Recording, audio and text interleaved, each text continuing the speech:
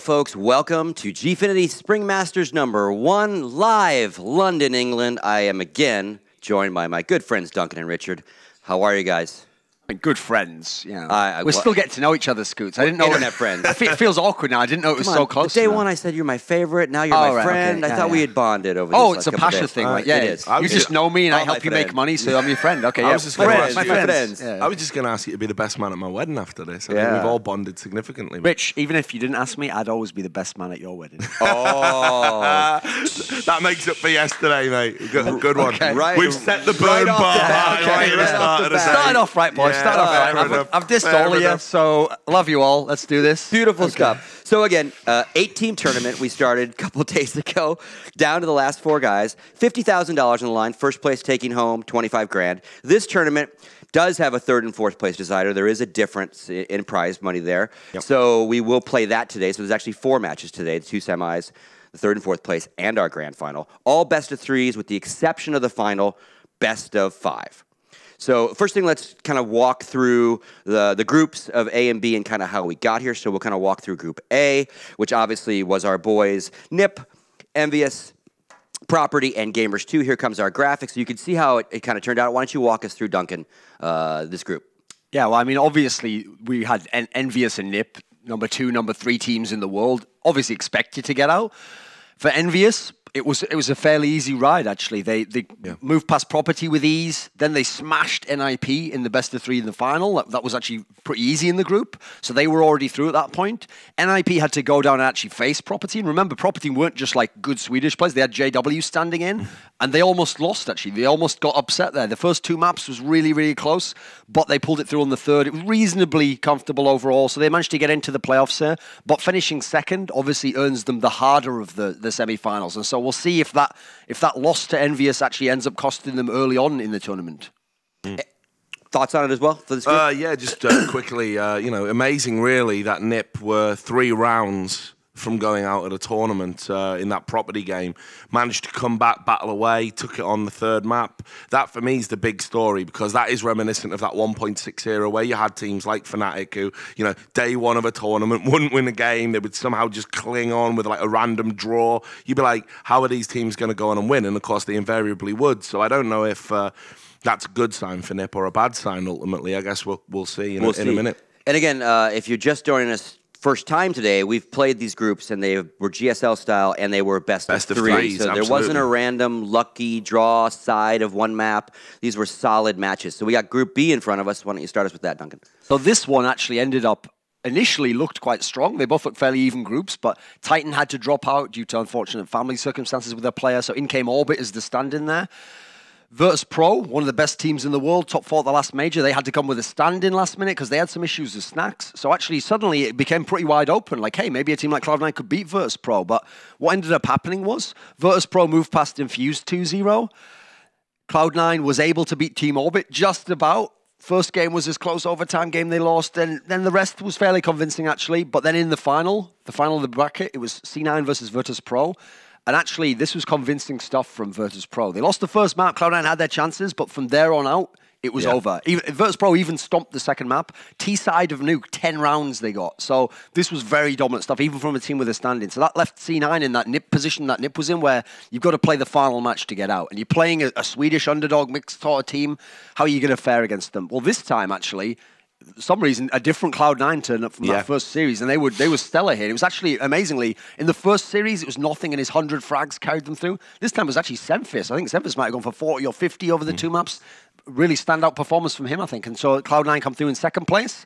They're the ones, unfortunately, who win the prize of playing Envy, who's probably the best team in the tournament. Yeah. So we'll see if they'll end up wishing they'd gotten that win over Virtus.Pro in that second map. Yeah, I mean, Group B, like definitely the story of Group B is Cloud9, really. You know, Virtus.Pro, you would expect to be right up there, but Cloud9 just Jekyll and Hyde all over the place. You know, beat Virtus.Pro on the first map. You know, dominant performance, and then just get absolutely pounded. You know, should have been able to take that game. Dominated on Nuke, gave away 10 rounds of CT on Nuke. Are you Are you kidding me? Yeah. To Are you quote kidding Anders, me? yeah, is that what's happening? And then we sat here and we're like, okay, so C9 are demoralised. They're going up against Orbit.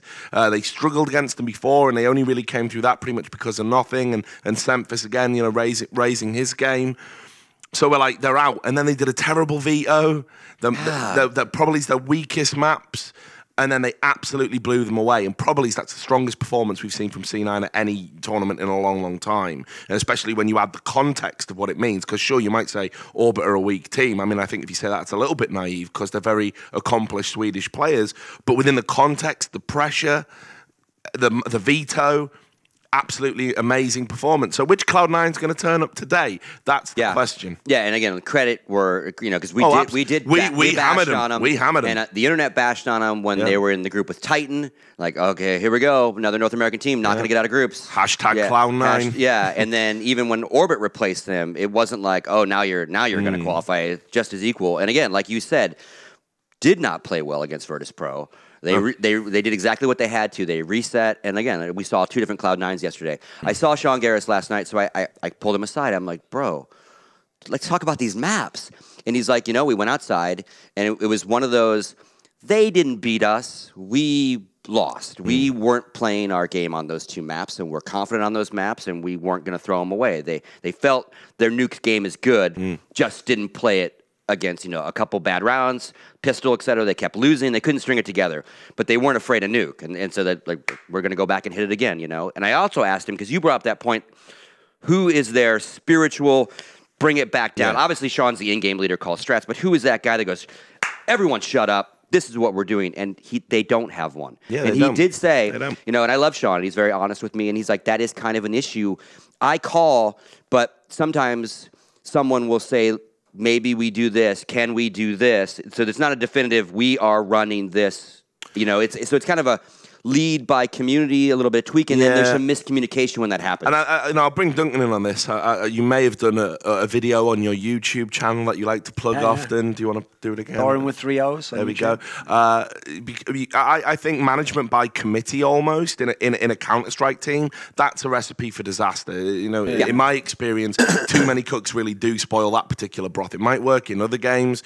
For me, in Counter-Strike, you need an absolute definitive leader, someone who's going to take charge. And when you even have this kind of, your opinion matters. So what are we going to do this round, guys? Hey, anyone get any ideas? Once you start muddying the waters like that, you have no clear direction. People don't know what they're supposed to be doing. You need to be a well-oiled machine. You've got to have a clear direction. And I think that's, we've said time and time again, what has cost Cloud9 rounds, especially against the better teams, poor positioning, lack of communication, slow rotations. They need a leader in that team. Someone's got to step up to the plate, in my opinion. Yeah, I agree with you, Rich. If you've got too many cooks, it can just be going all over the place. It's sprawling. What you need is one sort of dominant figure to take over the scene and just impose his will upon everyone else. And then you get a really clear vision of what you want from this particular scene, you know, with too many cooks, as I say. Yes. So, yeah, anyway, I was talking about Counter-Strike there. So, but no, in team games, though, I actually think as a general point, though, it is a key point, because what happens is, what tricks people is, in history, you get amazing teams where these guys just click. They don't even need to speak. He just knows what his teammate's going to do, and he plays off him. But even in that sort of a scenario, that's only going to work if you have the perfect team. If you have normal people who are a bit flawed and they don't always know that, you need really good communication. You need, like, crisp communication. You need the hierarchy of, like, this guy has the final say. And so I think in general that's going to be the best approach. If you have an amazing team, you can get away with it. Not in most cases. Yeah, and the cool thing about it in that sense is they are very aware that it is an issue. Like, they're not. They know they have to kind of fix it. Yeah. And again, but one of his points was, and we've got the brackets up. One of his, you know, the final point on this was like, there were a couple rounds where, like, a prime example, which Shazam would say, "Hey, I kind of want to go do this," and there wasn't quick enough confirmation. He would maybe start that rotation or start that push, but he didn't have the support. He wouldn't have the flash in, and he would die, right? Because they didn't think it as the strategy, right? Again, 5 guys running around. So again, they're aware. That's good stuff. So you saw our bracket. Our first match is going to be Virtus.Pro versus NiP, and then obviously Envious and Cloud9. Great stuff. But let's jump right into Virtus.Pro and NiP. They did not play at all in Poland, so this is not anything that just happened. I have the maps, so I'll give you guys those first. We are playing, NiP picked Nuke, Virtus.Pro picked Mirage, and final map Inferno. Virtus.Pro got rid of Cached and Dust 2, and NiP got rid of the 2 newer maps, Overpass and Cobble. So first one, Nuke.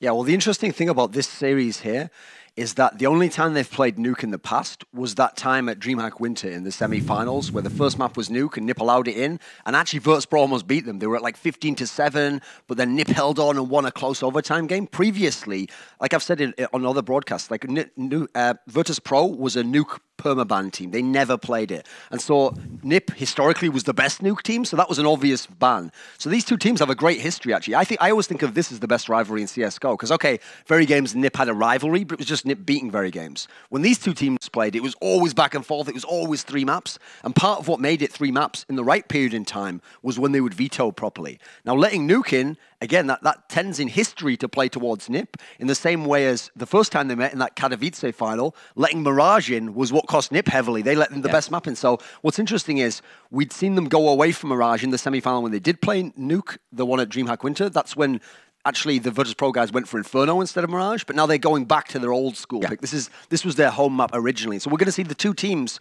interestingly, on their original home maps, and then the decider will be an Inferno. So yeah. I mean, for me, and I said this as soon as the paper came in and got to look at it, I think this is actually a very good veto for Virtus.Pro, I got to say. On the Nuke issue, you're absolutely right. I think NiP were the best team in the world on Nuke at one point. I don't know if that still applies now. It's very hard to gauge with them having just made roster changes. But certainly it's a good map for them. But Virtus.Pro, who used to avoid it, used to evade it, try and dodge it as much as they could, they always seem to pull out a performance on it. We saw them post 10T rounds against, sure, a malfunctioning Cloud9, but it's still 10T rounds at Nuke here, so they've obviously got strats. The stand-in doesn't seem to be harming them too much in the execution of those strats. They're a capable team on this map, and as I said, we were there when they were down against Titan, and we were like, wow, you know, Titan have done it. You know, they're going to beat Virtus.Pro on Nuke. They were way out in front, and Virtus.Pro, like I said, hands down, probably I think the best comeback I've seen in CSGO history, and it happened on Nuke. So we know Virtus.Pro can play this map. Then you go into the second, it's Mirage. Virtus.Pro, one of the best teams on Mirage. I mean, there's the execution of the strats they have on Mirage, the rotation, the way they control the map, pretty much flawless. Snax is a big miss for the tactics on Mirage because his smoke play, he is so precise with his smokes and the way he uses them. He cuts off whole sections of the map when he plays. So they're going to miss him. It won't be as dominant a performance, but I would still give that map to Virtus.Pro just on the balance of play. And then Inferno. NiP have been terrible on Inferno. We've seen them here struggle, like really flounder on that map. And while Virtus.Pro, I would say they're not great on it. It's a bit of a something and a bit of nothing for them. It's kind of a mid-tier map. You know, they won't avoid it or ban it out, but you know, by no means is it a pick for them. You've got to say the fact that NiP have been so poor on it. Yep. Virtus.Pro are going to be rubbing their hands, I think, over these 3 maps. All right. Thank you, gentlemen. Time to go to the Gfinity Arena. Bringing you this action is going to be Chewy and Kyanite. Gentlemen, take it away. Hello, everybody. Welcome back to the Gfinity Spring Masters. My name is Kyanite. Alongside me is Chewy. And Chewy, how are you doing today? I'm very well, thank you very much. Had a bit of a schedule change. This game was actually supposed to be the second semi-final on the stage today, but things have been switched around, so we're casting a bit earlier than expected. But man, on Championship Sunday, what a game to start off with. NiP versus Virtus.Pro, like I think it was Richard who said, it is one of the best rivalries in CSGO. And you know what? We're not going to waste any time whatsoever. The analysis desk covered it all. We're going to jump straight into the match. And of course, I was lucky enough to cast Virtus.Pro on this map on Nuke yesterday up against Cloud9. So we are going to have the knife round. And of course, Nuke, a bit of a CT-sided map. So whoever wins the knife round, of course, will realistically be wanting to start on the CT side. Of course, I don't think it's all too often that you see somebody choose to go to the T side after winning the knife round here. Yeah, one of the more important maps to win your knife round on, some would argue, within the scene, and we'll see who is going to be able to take that and decide to switch to that CT side. So, Kyanite, just as we the guys are having a bit of fun, you can tell between the two of them. Ooh, but Kyanite, who do you think is going to be able to take this first map? It's well, honestly, we know that. The applause from the crowd there for the sexy knife round. But yeah, we know that this is Ninjas in Pyjamas' pick. And as they mentioned on the analysis desk, Ninjas in Pyjamas, everyone back in the day used to veto Nuke because of how strong Ninjas in Pyjamas were on it. Yeah. Even Virtus.Pro, who back when they were the Golden 5 in CS 1.6 with Lord and Cuban, they loved Nuke. They used to play it so much. But because when NiP went through that 87-0 unbeaten streak, Nuke was one of their most solid maps, everyone vetoed it. So obviously that had a knock-on effect, and the knock-on effect was quite simply that everyone vetoed it and no one practiced it enough. But now, Virtus.Pro, we saw them pick it at Katowice last week, they've been picking it in ESEA, and here we go. They're on it again, and they picked it against Cloud9, so let's see how it goes. We are live, ladies and gentlemen, with the first semi-final here at the Gfinity Arena in London. Myself, Chewy, joined alongside me is Knight, and take it away, good sir. Here we go, Mihu, the man outside, but it's going to be the biceps to open things up as Get Right leads the charge down towards this lower bomb site. A plant is crucial here for the CTs, but Byali and Taz going big. Forest and Exist, have made their way towards the upper bomb site. Forest there with the second kill, but NiP are still outnumbered here. Yeah, they're in a bit of a tricky spot. Mihu just round the corner is going to peek his way into A main and spots Forest, and he will go down. So now it is all left up to Exist. He has planted the bomb, but it will not lead to too much here as Virtus.Pro pick up their first round on the CT side of Nuke. And obviously, because Nuke is such a CT-sided map, ideally, when you manage to win the pistol on the T side, on paper, providing you don't mess anything up, it should give you a nice 3-0 lead. And realistically, on the T side, you're only looking for 5 or so rounds on the T side. So if Ninjas in Pyjamas had won the pistol round and found themselves up with a 3-0 lead, they'd have had a much less steep uphill struggle to go towards at this point. It's going to be difficult now because Virtus.Pro, they've brought the M4s out, but they've got to be careful with their positioning because if they give away any of these M4s, you can put your money on NiP making them pay the price. This is the thing, at the top tier levels of CSGO, or any tier really, you've got to be really careful on those anti-ecos when you do get those rifles so that you don't allow the aggression with those pistols getting close up in your face to do too much damage to you here. So Virtus.Pro will be hoping for just a quick second round here, and Byali does start things off on to Get Right, getting the first kill of the round as Mihu does take down Alu. Yes, he does, but Forest, the king of pistols, wow, he's going to get nailed in the head as well, and so far not really been too much of a great eco for NiP. However, despite Mihu's 4-man, let's see whether NiP are going to have enough money to work with. Yes, they will. They planted the bomb on the first round, and they're finally going to pull the AK-47s out. I'm really looking forward to seeing how Mihu plays in this series. He looks like he's been having a good tournament so far. Of course, the stand-in for the Polish squad. Unfortunately, Snack's not able to join us here in London due to illness, I do believe it is. And we will see just how well he fits into the roster. He's got experience playing with these guys before, so I don't expect him to have too many issues whatsoever. And of course, on the Swedish side, Alu, the new addition from Finland. As we go into round number 3, the first buy round here for NiP, and Forest starts things off. He most certainly does. Forest does what Forest does best by getting frags to open things up for his team, and those entry frags here for NiP are going to be so crucial. Exist knows exactly where Pasha's hiding. He's going to try and hunt him down, but no! Pasha gets the frag, and now NiP, they're a man down, but Pasha knows they're coming. We'll have a look at this. The frags are just heavily going in favor of Virtus.Pro all of a sudden after Forest started things off, and it is all left up to that new addition that we just talked about, and of course Get Right, one of the best players in CSGO or in CS history. I'm sure a lot of people would argue left in a 2 versus 4 situation. They do have some good time on the clock here, 48 seconds left, and they're making their way down secret over towards that lower bomb site. Get Right and Alu with it all to do. It has to be said that Alu hasn't had the best tournament of his career so far, but if there's any time for him and the Ninjas to turn it around, that time is most definitely now. Pretty tense, isn't it? You can see already the atmosphere in the arena. Everything all quiet as now NiP make their entrance into that lower bomb site. Have a look at Pasha. Cheeky little position here, and I'm sure he may hear them drop down, and he will probably peek out just at the right time as the smoke grenade goes down to try and cut off Pasha in that position. Alu is going to attempt to plant the bomb, but he will go down. Taz takes off the head of Get Right as well, and that will be a very swift retake on the lower bomb site from Virtus.Pro.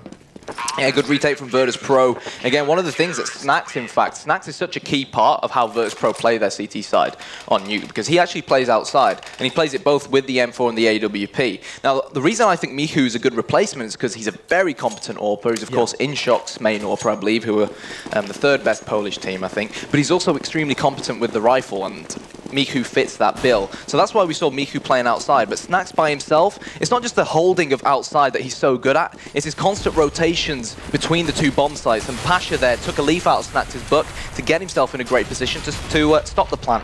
Exist will be the first casualty of round number 4 as NiP are forced down onto pistols. Pasha gets 2 of his own, make that a hat-trick. But missed the biceps. swift work from Virtus.Pro. They are not holding back whatsoever. They are bringing it right to the faces of Ninjas in Pyjamas, and they've already got those 4 initial rounds on the board here, as we do see an AWP now going to Alu. Yeah, and it's crucial now that Ninjas in Pyjamas finally get on the scoreboard, because they're allowing Virtus.Pro, granted they are on the more expensive CT side, they're allowing Virtus.Pro to build up this economy. So what it'll mean is, once Ninjas in Pyjamas finally win a round, they're still going to come up against M4s and AWPs, and they lose that round, and Ninjas in Pyjamas' economy will go straight back down the toilet. Mihu and Alu will find each other here as Alu misses the shot. On to Mihu, and will he be punished for that? We will find out. Forrest now making his way into the garage area as well. They've got heavy presence outside, although, of course, look at where that bomb is still, Kyanite. Back over towards the T spawn area. Just waiting to see what information they can find, as it's a 1-for-1 trade outside.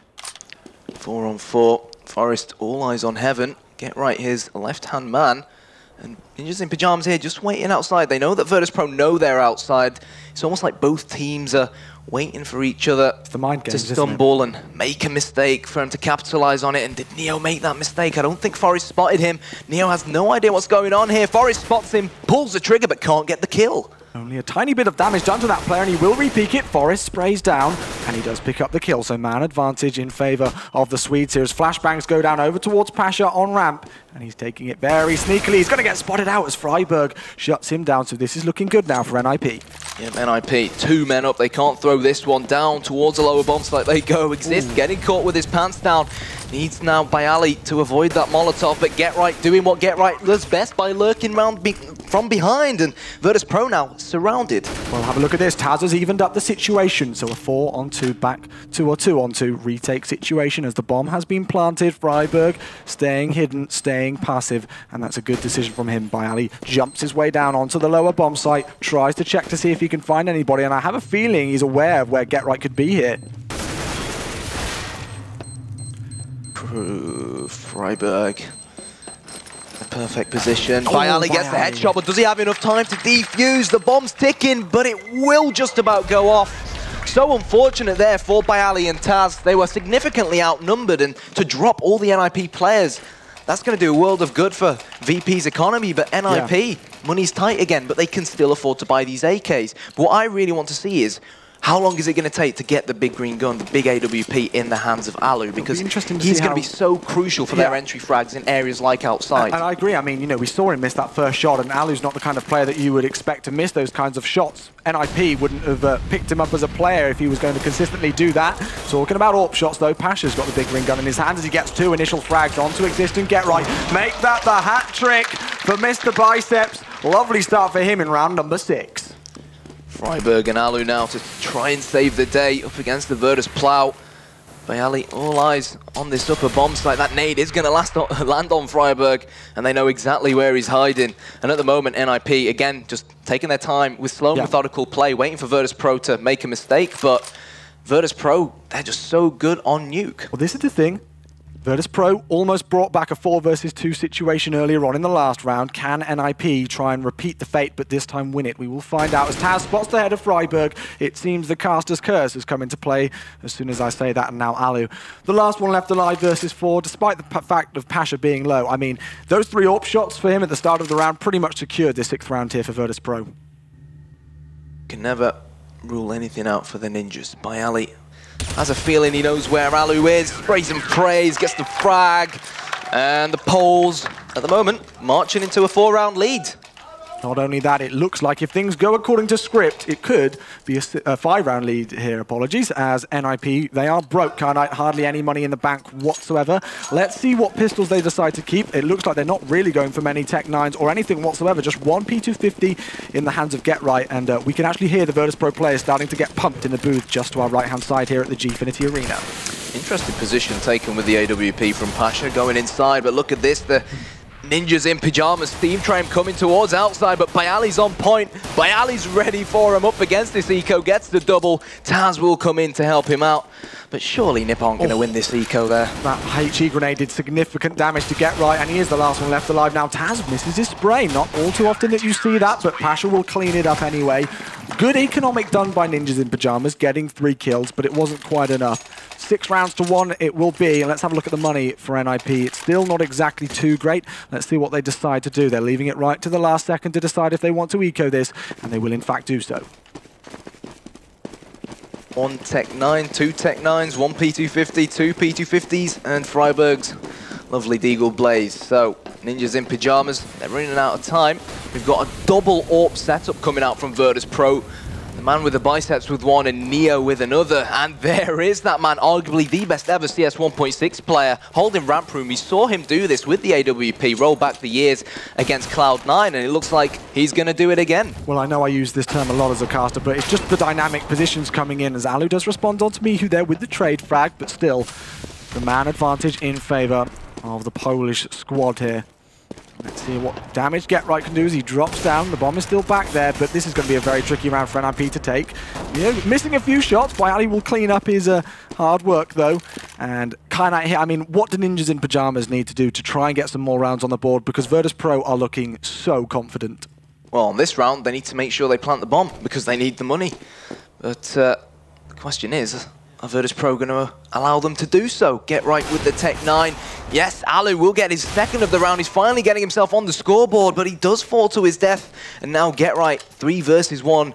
Byali, by the looks of things, both Byali and Taz know exactly where he is, and they're going to hear the plant come in now. Taz drops down from the upper bomb site, sprays with his M4, and will pick up the kill. Drop down to only 6 points of health, but at the end of the day, it doesn't matter too much. He's going to swap out for his Tech 9 there. Plenty of time left to defuse with that kit, and that will be the 7th round on the board for Virtus.Pro. Or should we already kind of be calling them the Virtus Plow? Look at Byali. Now, that's an interesting stat. 10-1. Recently, there's been a lot of discussion about that player with his online performances, that he may be slacking a bit. Certainly not so here on Nuke. Oh, he's played very, very well so far. Just holding that upper A bomb site. He's quick to rotate down towards the lower bomb site. And that is one of the reasons why Nuke is so CT-sided. Both bomb sites are on top of each other. It takes just 2 seconds to rotate between the two. Here we go. We are into round number 9. Pasha still with our AWP in hand. No double AWP set up this time from the CTs. Just one in the hands of Mr. Biceps and Exist over in radio. Just seeing what information he can find. Gets a grenade right at his feet. Not that it will do too much damage here, but let's see if NiP can start to bring this back in their favor.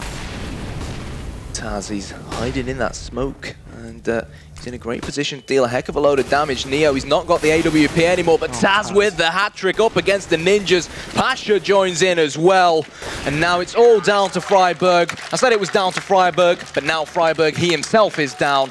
8-1 to the Poles. Ninjas in Pyjamas still with enough money in the bank to buy up here. Would expect them to do so. There we go. Just leaving me on the edge of my seat there for a second. 5 AK-47s will be the name of the game. No AWP. I believe we've only seen the AWP in the hands of Alu for 1 round so far out of the 9 that's been played as we do go into round number 10. They haven't had the money. No, exactly.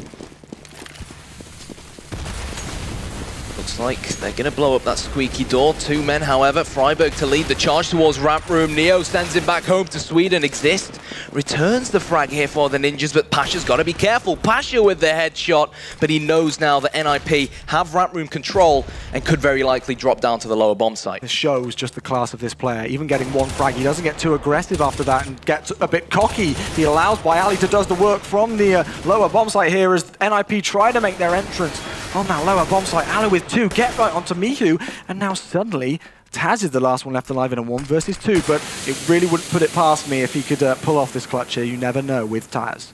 Well, his teammate must have spotted that the bomb, in fact, went down because of Taz's positioning, but Get-Right comes in, and the applause comes in from the audience as well. And NiP, they need to wake up now. They've finally got around on the board. This is a perfect opportunity for them to build up a bit of momentum, and they need a lot more rounds of this on the T side of Nuke going into the CT side. I believe Byali, with his current score, spent about $9,000 in that round. He did drop an AWP for Pasha here. Because of the amount of rounds that they've won so far, especially in succession, they are going to be able to rebuy here with no trouble. They're the Bank of Poland whatsoever. right now. The Bank of Poland, exactly, yes. Indeed. As we do now see Alu with the AWP, in fact. So 2 big green guns on the field as we go into round number 11. Get-Right starts things off. Get-Right with the entry, that's what he's good at. Taz comes in, but it's not going to be enough as the Ninjas twist and turn to make their way towards Secret. Alu's going to clear everything out, but really you have to fancy the Ninjas, particularly if Neo falls to his death here. It's a battle of wits between Neo and Forest. But NiP, they're just taking their time outside, and Bayali's now seen the bomb. He has. Freiburg does respond onto Bayali, though, and it will be left up to Neo up in heaven. Will it do damage? Oh. Yes, it will. Perfectly placed. It's not going to matter too much in the grand scheme of things, as Alo finishes the round off, securing round number 3 for Ninjas in Pyjamas, 2 in a row. And this is the thing on the CT side, when you have to invest so heavily, it being the more expensive side as well, you lose 2 rounds in a row to NiP here, and you're forced back onto what looks like a weird force buy here. We've even got a Scout and a Mag 7. Yeah, exactly. Mihu and Pasha, no helmets, but of course up against the AK-47s, not going to make that much of a difference. So NiP, they've had a lot of success outside, and Mihu has realised that, and he's going to push up close and personal. NiP have no idea. Mihu with the double, and single-handedly sending the Swedes back to Sweden. He will get taken down by Exist, so a 2-for-1 trade in favour of the CTs with the less powerful weaponry in this round number 12. The crowd already just applauding his play there for great work. Exist gets 2 of his own though, so now we are back even. Have a look at his HP though, Carnite, down to 24. NiP, they had the 2-man lead, but they've let it go now. But you still fancy him for this round simply because Neo is stuck with that Scout and Pasha is stuck with the Mag 7. So Forest comes in, opens things up. But the question at hand now is, are NiP going to go to the upper or the lower bomb site? We'll find out as they make their way outside. As you said, they've been favouring this area of the map, and they've been having some good success over here. Apart from Mihu's initial play at the start of this round, I have a feeling they're going to be making their way to the lower bomb site, and as soon as I say that, Taz is aware of that as he drops down vents. But NiP need to get their skates on here, Carnite. Look at the time, only 23 seconds left in this round. Seen them do this before. They're going to boost Exist in.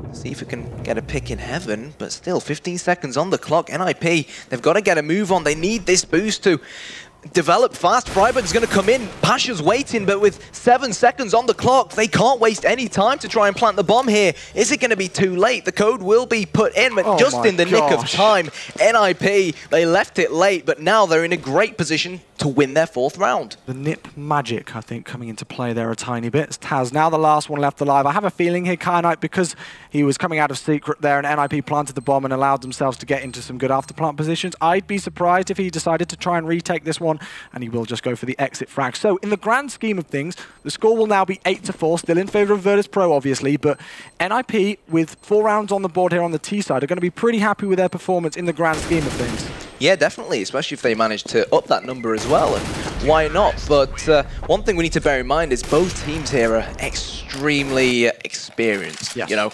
Virtus.Pro in this case, they know they've given NiP that sort of threshold amount of rounds that ideally they wouldn't like to give them any more. So they've got experienced legs like Taz and Neo. These guys have been around for years. They're not going to let their teammates' heads drop. They're going to say, come on, guys, we got this. Stay focused. And that's important for Virtus.Pro now, because Counter-Strike, as much as it is a physical game, you've got to be mentally strong as well. And despite them being outgunned in round number 13, you still wouldn't put it past Virtus.Pro to do some good damage here with these pistols, maybe even pick up the round. Taz, one of the crucial players for this Virtus.Pro squad, in a lot of people's opinion, still does have that M4, which he managed to save from the last round, as we do see once again NiP taking good control of the outside area on the nuke. Yeah, they know that Taz saved an M4, and they'll know that their opponents are on an eco. They know they've dropped the M4 now. Get Right coming in. The reason why they went outside is knowing that their opponents were on pistols. They wanted to keep their distance and utilize their AK-47s as well as possible. But Virtus.Pro at this current point, Chewy, even if they lose this round, they've still done very well to drop at least 2 of these NiP players. Yep, they have done some good damage, as now Neo is left 1 versus 3 here, right on top of the A-bomb site, as Ninjas in Pyjamas look to confirm their 5th round here on the T side of Nuke. And we've just got a bit of time to waste here, just as this round has closed out in the finishing few seconds here. I was talking to the NiP guys this morning in the hotel, and I was talking to them last night after their game versus Property, which was an absolute stonker of a game if you didn't watch it. And these guys are not very well. Coming back from Katowice, they are pretty sick. So we'll see if that does affect their play whatsoever, as Neo drops down to the lower bomb site. P250 in hand, spots Freiburg. And Freiburg with the headshot to finish things off. So a solid round there from Ninjas in Pyjamas. I'm not going to lie, there was one point where Virtus.Pro won so many consecutive rounds where I thought to myself, hold on a second, Virtus.Pro have turned themselves on. But talking about turning yourself on, the Ninjas, this is the thing about NiP, you called it NiP magic. Whenever it seems they're down and out of the blue, they just seem to emerge from the shadows again. But Virtus.Pro can do that as well. Virtus.Pro are one of my favorite teams for doing that. When things are in an unfavorable position, they can move it back in their favor. They do have the 3-round advantage now, but it is round number 14. 2 rounds left in the first half, as we do have an AWP in the hands of Pasha and 1 on Alu, as you would expect. So Pasha, the designated author here. Yesterday was Miku, this time round it's Pasha. Virtus.Pro playing with this dynamic defense. They're changing it around to try and suit up against ninjas in pyjamas. Get Right just about spotted Pasha, but he's going to go down secret unnoticed. Well played from Get Right. That lurker roll coming in very well to Get Right, it seems, so far here on Nuke. We've got just under a minute left on the clock. Just go down over towards ramp room, but still those smoke grenades are just holding back the terrorists and not allowing them to push anywhere. Exactly, just bearing down the clock, that's all they need to do. On top of that, we see Alu has been tagged to 27 HP, so he needs to be careful, but look at Lurker, Get Right, with 2 quick kills, completely unnoticed. Knight, this is why he's one of the best players in the world. Exactly, he went down secret unnoticed, and Virtus.Pro, they're going to be fuming that Pasha allowed him to get in that position. He's got 2 frags already, he's hungry for 4, he knows exactly where Taz is hiding, but Taz gets the headshot instead, and Virtus.Pro, they might salvage this somehow. Well, suddenly Get Right now is in an ace situation. He's in a 1 versus 3, and he's got to get an ace to do it. That's his 3rd. Taz knocked down to 10 points of health, and can this man do it? Look at the clock, Knight. He's not got much time, unfortunately. This is going to be one very, very tricky task indeed. He gets the smoke grenade down, and he will plant the bomb, but Taz moves straight forward. Get Right will not pick up the kill. And Taz finishes him off. The crowd liked that round, Knight, and I think we did as well. Credit where it's due to Get Right. That was phenomenal play. Yeah. But again, it's a wake-up call for Virtus.Pro. You know what I mean? They're going to be hungry to make this 10-5. Money's still tight. They lost a lot of men that round. And ninjas in pyjamas with the cheaper AKs. Going to see if they can, in their 6th round of the game. Well, here we are. Round number 15, last round of the first half on the first map of the Gfinity Spring Masters semi-finals, of course, Envious versus Cloud9, the second match here on the main stage this afternoon in London. 5AK-47 is the name of the game for NiP, and once again, Knight really just should expect this now. They're getting good outside control, although Pasha's going to be the man to try and stop that, and he's getting aggressive through the smoke. Look at that little gap there that he's just trying to abuse. Well, that's what I love about Virtus.Pro. They play such an aggressive style of Counter-Strike. It's high risk, high reward, but by the looks of things, they're going to get past Pasha again. And the question at hand now is he going to try and sneak behind them? Well, he's actually going to get caught out there by Forrest, who stayed outside. And we do see it now left in a 4-on-3 situation. Forrest with 2 fast frags there even, as Get Right does take down Taz, and now by Ali. Last one left alive versus 4 will take down Forrest. So that's the start, but he's still got a long way to go here. And NiP have plenty of time to play with. They planted the bomb. Get Right finishes him off. And at the half-time mark, Knight, 9-6, still in favour of Virtus.Pro, but you've got to give it up to the Swedes as well. Good half. Yeah, definitely. And one thing we need to bear in mind as well, that NiP in a weird way sort of have a small advantage because, well, they've got a demo of Virtus.Pro to work off yesterday based off what happened on Cloud9. Whilst Virtus.Pro, they finished so late, they may not have actually had a chance to take a look at NiP's nuke demo early on. In all honesty, I think NiP is so ill at the minute. Both teams know each other so well. Yeah, exactly. So. Who knows, eh? Who knows what preparation they did as the crowd waving, getting ready for the second half here.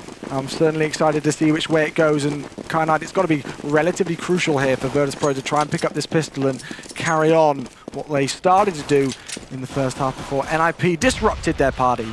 Both teams have already played nuke here at this tournament. NiP beating Gamers 2 16-8.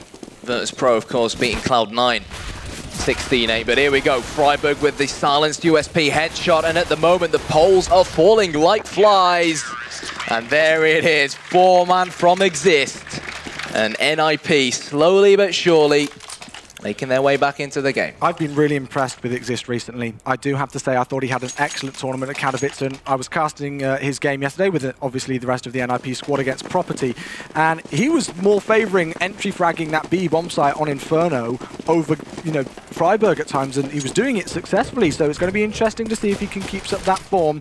And now we do see a couple of Tech 9s, one Tech 9 in fact, a Deagle on by Ali, as Ninjas in Pyjamas move it to only a 2-round difference here on Nuke. 3 Pharmacies, an M4, Alu with the shotgun. So Virtus.Pro just sniffing things out, trying to figure out where NiP are hiding. And Freiburg with the wallbang. Well. That's all he needs, just a glimpse of an opponent. And even if there's a wall between them, he will get the kill. But Taz has other ideas. Well, he does. He responds on to Exist with the Rec 9, as it's been dubbed recently. Alu's got a lot of attention coming his way from Neo. Is he going to peek out? He will, and he takes off his face. Neo did get a kill onto Forest, though, so we are actually still in a 3 versus 3. As soon as I say that, Get Right does take down Miku, and now Taz, left on 12 points of health, is the last player alive against 3. So a relatively good hold. Obviously, NiP wouldn't have wanted Forest and Exist to go down in this round just to help out their economy on the more expensive CT side here of Nuke. But still, as long as you pick up those rounds and bring back that deficit, they'll be happy. And it looks like we're going to have a battle between Taz and Freiburg. And to no surprise, the man with the M4 emerges victorious out of that battle. So 9-8, it's getting tight now. NiP, they're the ones with weapons. Virtus.Pro, they're going to probably take this on with just pistols. Not going to bother buying up armor because they want to buy up come this next round as well. Yeah. And one thing I'm really interested in seeing on their T side is whether they opt to have Pasha as their main T side AWPer or Michu, or maybe even give it to Neo, because Neo, as well as Snacks, they've both been sort of Virtus.Pro secondary AWPers recently. It's just unfortunate that Snacks isn't here to join us. It is, and we do have to take that into account, of course, with this match today. It is a shame that he's not here, but Miku, I think he's been holding his own, so fair play for him stepping in at the last minute for this team. Get Right starts things off onto Bayali, though, of course. This is just an eco coming in, a couple of P250s, but not really too much to work with here for the Polish squad of Virtus.Pro. And I think this should all be even here, Carnite 9-9. Gonna walk straight into the crosshair of Alu. He gets one. Get Right terminates Pasha outside. And NiP now, they're 2 men up, but Miku has picked up that M4, and Forest knows about it, I think. He'll realize that now. He's making a bit of noise. Virtus.Pro know he's coming. Miku looking in the right area, but ninjas in pajamas wrap around and clear everything up. And it's now even Steven at 9-9. Into round number 19 we go. All even, as you do say yourself, good sir. And let's see if Virtus.Pro can change things up now as they get their first buy round of the second half. NiP winning the pistol here on their CT side of Nuke and converting the following 2 rounds after that. 5 AK-47s for Virtus.Pro, 4 M4s and a FAMAS for NiP. So interesting how NiP are trying to hold outside at the moment. They've got a lot of people pushing through computer room, and one of them is Alu. He will fall to his death, but an important trade frag there from Forest, and NiP, they can't afford too many of these deaths because the less CTs there are, the less areas they can physically cover. Now see Get Right picking up that dropped M4 from his teammate, so upgrading from that FAMAS rifle as Virtus.Pro make their way down outside into the secret area. Forest will be the first one to try and respond on the CT side. He finds the head of Bayali, but his head gets knocked off first as the man advantage goes in favor of Virtus.Pro. Yeah, now it's just a guessing game, isn't it, for NiP? That's a problem with ramp room. It gives you that ability to go towards the upper bomb site by climbing the ladder into heaven, but it does look like Virtus.Pro have their hearts set here on this lower bomb site. Taz the man to plant the bomb, and the NiP retake commences. Freiburg with the headshot. Freiburg with 2. And now Pasha and Neo, they've surely got to hold on here. They've got the potential to do so, but Freiburg picks up his 3rd in a row as now Pasha to save the day for the Poles. AK-47 in hand. Get Right just to his right-hand side. Checking ramp room. Do have 3 kits here, so they've got time to play with, but they need to hunt this player down. Now they know exactly where he is. Pasha does get 1. Oh. He won't get the 2nd, though. Exist takes him out, and the defuse will come in from Freiburg. He was the player of that round there, the saving grace for NiP. Yeah, 3 kills from him, and well, realistically, Virtus.Pro, when they plant the bomb, they need to get in good after-plant positions, and they can't afford Freiburg to drop them like that. And it was fair play to Freiburg. One of the main reasons why he got so many frags there was because he didn't actually allow Virtus.Pro to get into decent after-frag positions. Taz planted the bomb, and his rotation down towards the lower bomb site happened so fast that they weren't really expecting him.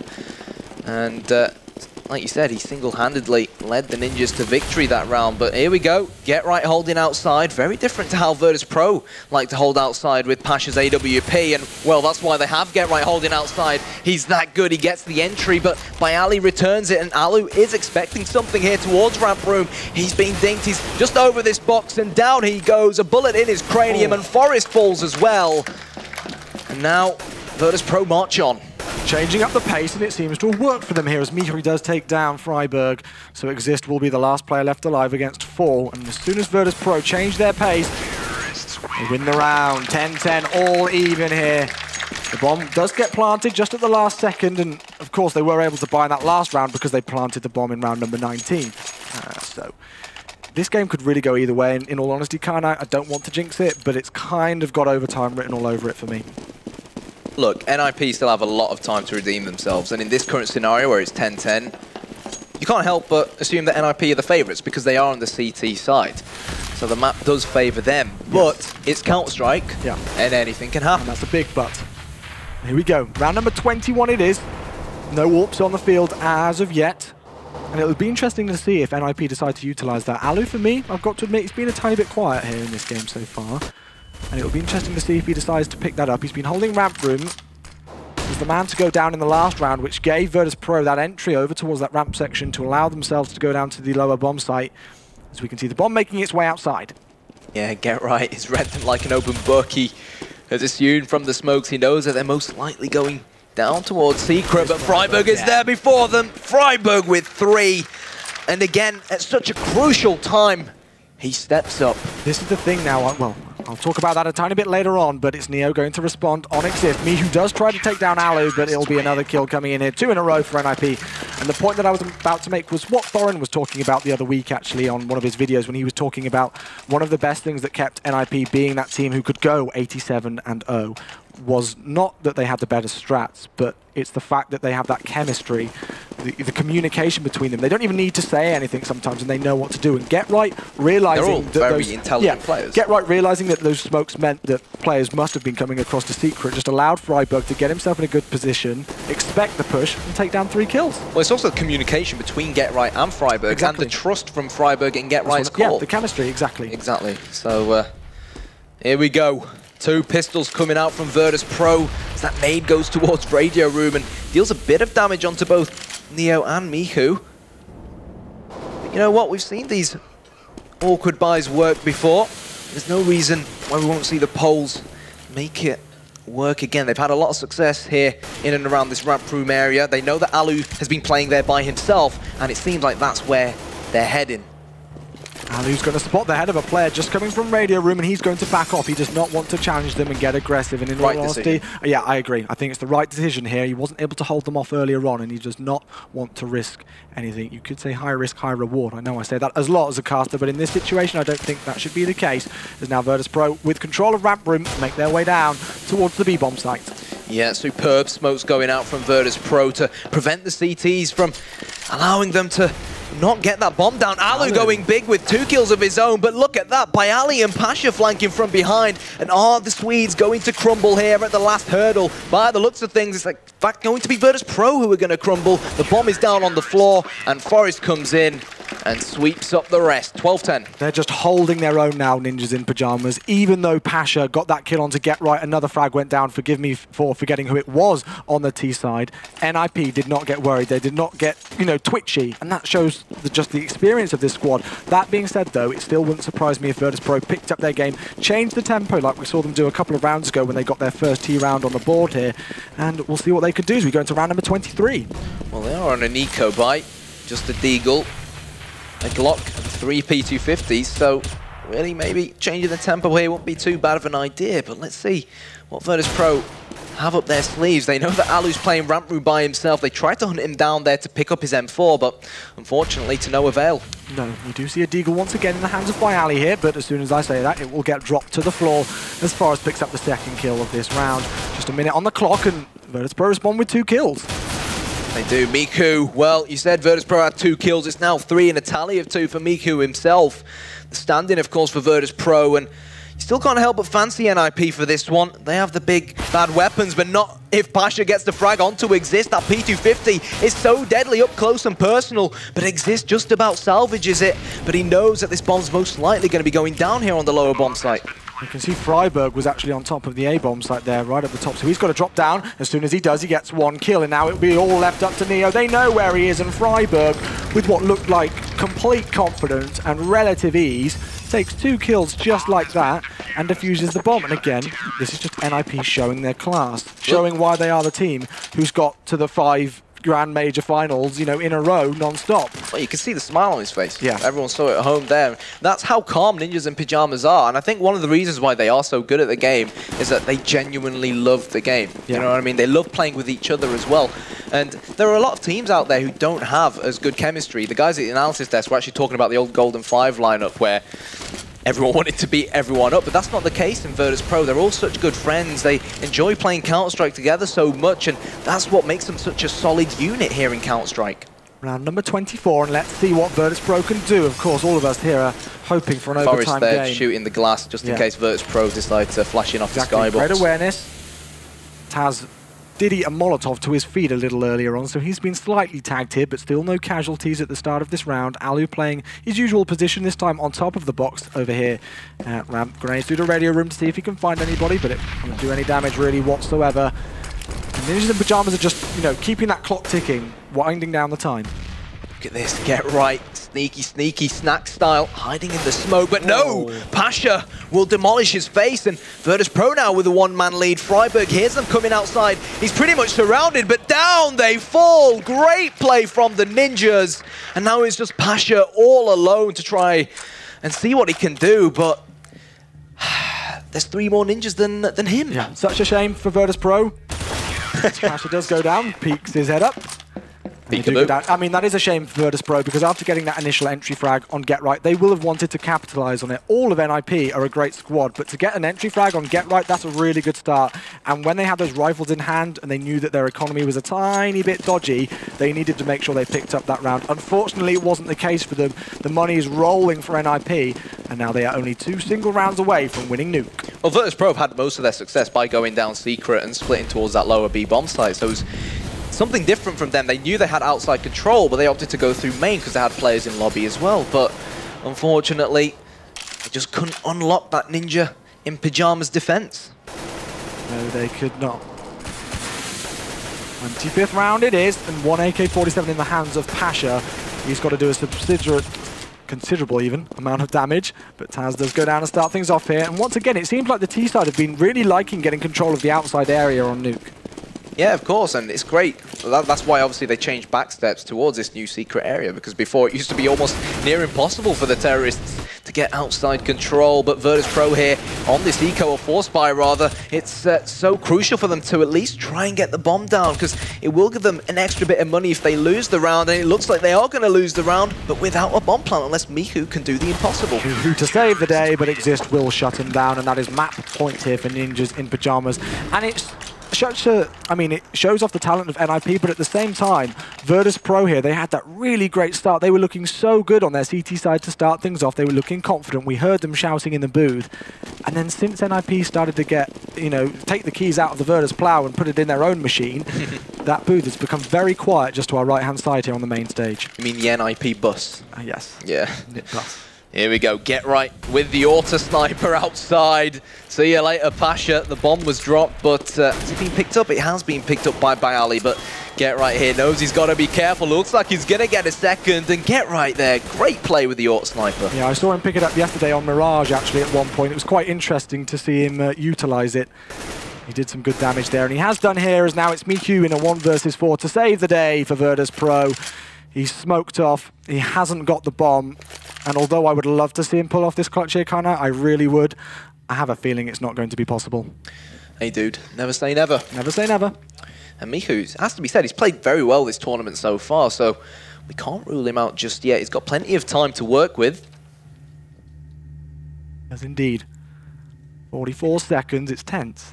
I'm wondering if NiP are aware of where he could be. They've got good control of the bomb. That's the initial thing that they need to do. Alu peeking down the bottom as Miku will make his way outside, and Alu takes it down very easily indeed. 16 to 10 in favor of the Ninjas in Pyjamas team from Sweden. But hey, this is just the first hurdle, right? We've got, that was NiP's pick. Yes. We've now got Virtus.Pro's pick, and they are arguably the best CSGO team on Mirage coming up next. I do have a stat that they played a few weeks ago, I think it was, and NiP actually beat Virtus.Pro 16-14. I think it was in the CCS League on Mirage. So, again, both teams are so strong on it. It depends who shows up. Well, but What's your prediction? I mean, I think it's going to be a difficult one. I talked about this a bit yesterday because I saw NiP play against Property on Mirage. And I was talking about an online game. I know it's a different team, but I was actually watching Envy play up against NiP. NiP won the 9th round and decided to go T-side on Mirage.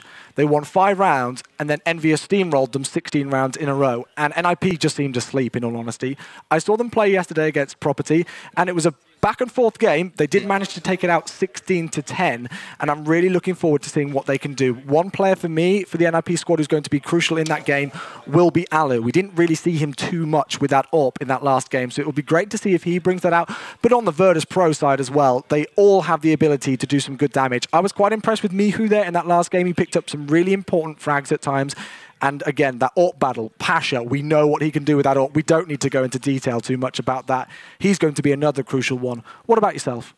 Well, I'm really looking forward to it. In a weird way, it's sort of a repetition of Mirage back in the Katowice 2014 finals, and we both know how that went. It went in favor of the Poles. So, you know what? I'm going to put my neck on the line and say Virtus.Pro are going to win Mirage, and then it's all going to come down to Inferno. And I think that favors Virtus.Pro because NiP have looked really shaky on Inferno recently, especially after switching Forest over towards the B-bomb site. Just one finishing point before we do head over to the analyst. Inferno, we'll talk a bit more about it later on. I casted NiP on there yesterday. Granted, it was against Property.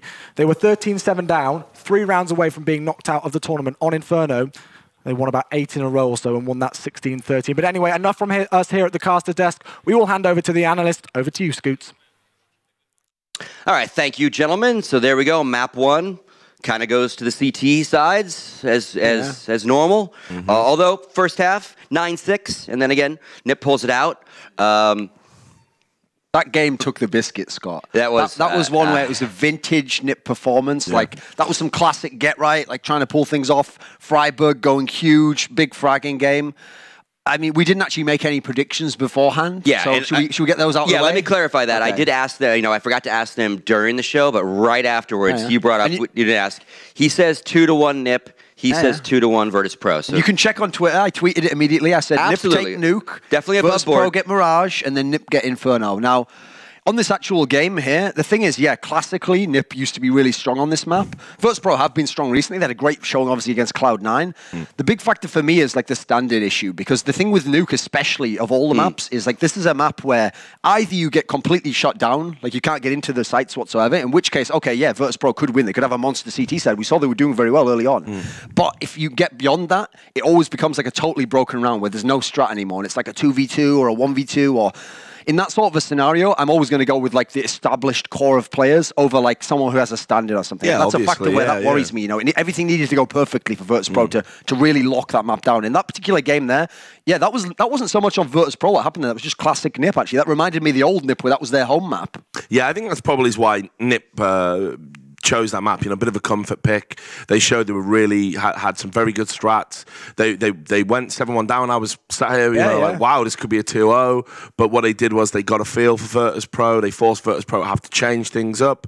And when Virtus.Pro did change things up again because of that standing issue, it didn't really work. There were some really questionable rounds where Pasha sort of pushed aggressively outside with an AWP and just got decimated. And, it was like you say, textbook control on the T half from NiP to get 6 rounds against a team like Virtus.Pro.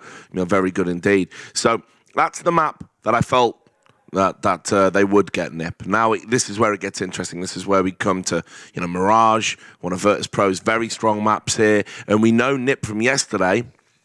They're malfunctioning at the moment. They're not firing on all cylinders. They have got some problems that they need to resolve, and I don't know if they're going to be able to put it right on Mirage. I mean, we haven't seen them play on Mirage yet. They did play, I caught the back end of them playing Property on Mirage yesterday, which was, of course, 16-10 to them, and they were behind at one point. It wasn't a particularly imposing performance. There was winnable rounds in there for Property. So whether or not they can beat a side like Virtus.Pro kind of specialise in this map, I'm not too sure. Yeah, the thing is, Mirage is literally the Virtus.Pro stronghold. This is the map that built their championship era. Remember, famously, they only lost on it once at EMS1 Katowice when they made that amazing run. Their only loss in the tournament. They're incredibly strong on that map. But one of the reasons why I was also thinking that NiP's going to take the series is, okay, I think actually Virtus.Pro does get this map. I think they still got all the strengths.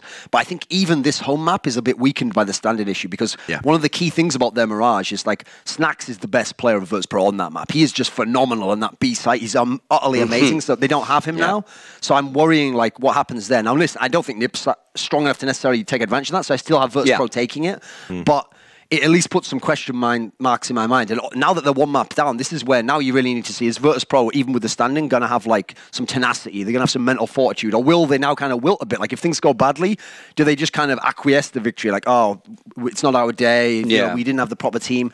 That's a question I'm going to ask of Virtus.Pro in this map. Yeah, and we're going to take a short break. And when we come back, I'm definitely going to delve into Mirage a little deeper. And I definitely want to talk about the history of these two cores of these two teams have battled, some of them over almost a decade, right, between 1.6. So when we come back, we're going to delve into more information about NiP and Virtus.Pro and Map 2.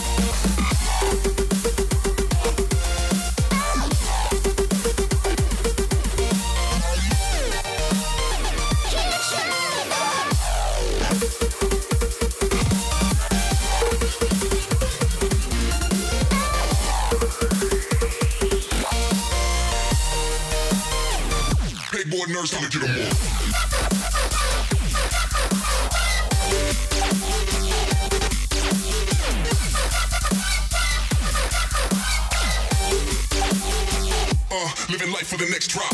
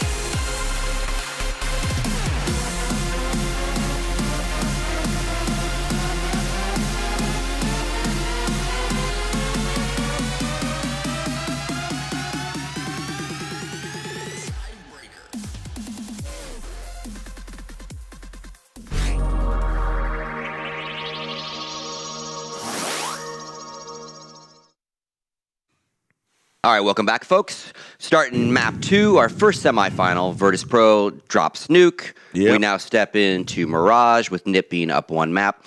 NiP's pick, though. Mirage is, NiP won their own pick, Nuke, and now we're on VP's pick. Let's talk a little bit. You talked a little bit about the map itself, and obviously it does, like, Virtus.Pro is well known to do well on this map. So let's delve a little deeper. Obviously, both teams have a new player. One is truly a stand-in, and Alu obviously is a new player full-time for NiP, as of right now at least. But 8 of these guys have, in Counter-Strike Go, bashed heads a lot. Yeah. And then beyond that, you've got Forest, Get Right, and, you know, Taz and Neo that go way back to the good old days, if you will, of 1.6. Kind of walk us through a little bit of the history. Yeah, well, I mean, if you want to go way back to the 1.6 era, first of all, just before you Get Right even came along, Neo, Taz, and Forest were like, they were around the scene like 2005, a long, long time ago. Obviously, though, once the core of Get Right and Forest got together, 2009, ever since then, they've been together the whole time. Neo and Taz have been together the whole time since like 2004. So the thing is, these two cores have been in so many major finals. And what's interesting is that the guys who are now in NiP, Get Right, Forest, on paper, they always had the better teams. They always had the more talent. They were in tons of finals. They won lots of the tier 2 events. But actually, they used to lose out the finals. And what's interesting is the Poles, Neo, Taz, they would get to all those big finals, and they'd win the majority as underdogs, but they wouldn't win the tier 2 events. So they almost had like opposite types of careers, you know, where they neither had the total complete success, but they had success in different areas. Now you come over into CSGO, obviously now you get the other guys involved, and these cores within the team, the 4-man and the 4-man in each team, NiP and Virtus.Pro, like I alluded to before, to me they're like the real rivalry because it has been back and forth. Yeah. And they have always seemed to contest at like the key moments in those tournaments. That's another thing about a rival. It's the idea that like it's not just someone who's as good as you, or someone like, oh, I beat you, you beat me. It's like, actually, I heard this comment from an interview with this StarCraft player from Korea called Jaedong, and the reason he said that Flash was his rival is he said, like, it felt like every moment in my life when it really mattered, he'd always be the guy facing me. Like, I had to beat him or he would have to beat me, and that was like the key moment. So you're linked in that sense. And then in CSGO, again and again, these big moments, they always clash. And again, Mirage, you both are picking VP on this. Yeah, right? I mean, look, so, because I know you're going to say keys to victory. Yeah, that's absolutely. Your key phrase there is simpatico. That's why keep us 3 together. Yeah, if you're watching, you want to hire us, we come as a 3-piece now, as my Call of Duty caster guys. And our production guy is our biscuit. Yeah, he definitely 3-piece and a biscuit. He definitely is a biscuit, that guy. Anyway, before they kick us off. Sweet as a nut, sweet as a nut. Safe. But look, so one of the keys to victory would be... he wants a break for a biscuit. Okay. One of the keys to victory would have been snacks. He's not here. So I got to say, Pasha has a huge responsibility on this. That's pretty good. Pasha's got a huge responsibility on this map because, you know, I think he made some questionable plays on Nuke. He's got to forget about all of that. He needs to really dominate that mid area because Mirage is a map where that is kind of the gateway to wherever you want to go. You know, you can get up short, you can go through a connector, you know, you can get down. You know, it is the gateway. So he needs to be on point and needs to be able to dominate, hit those early picks. And if Pasha can do that, then I think, and that has been a feature of their play on this particular map, then I think they're going to be okay, even against the team as good as NiP. If Pasha has an off game, I think that's going to give a team that are as tactically aware, especially with like Exist, who can read the game very well.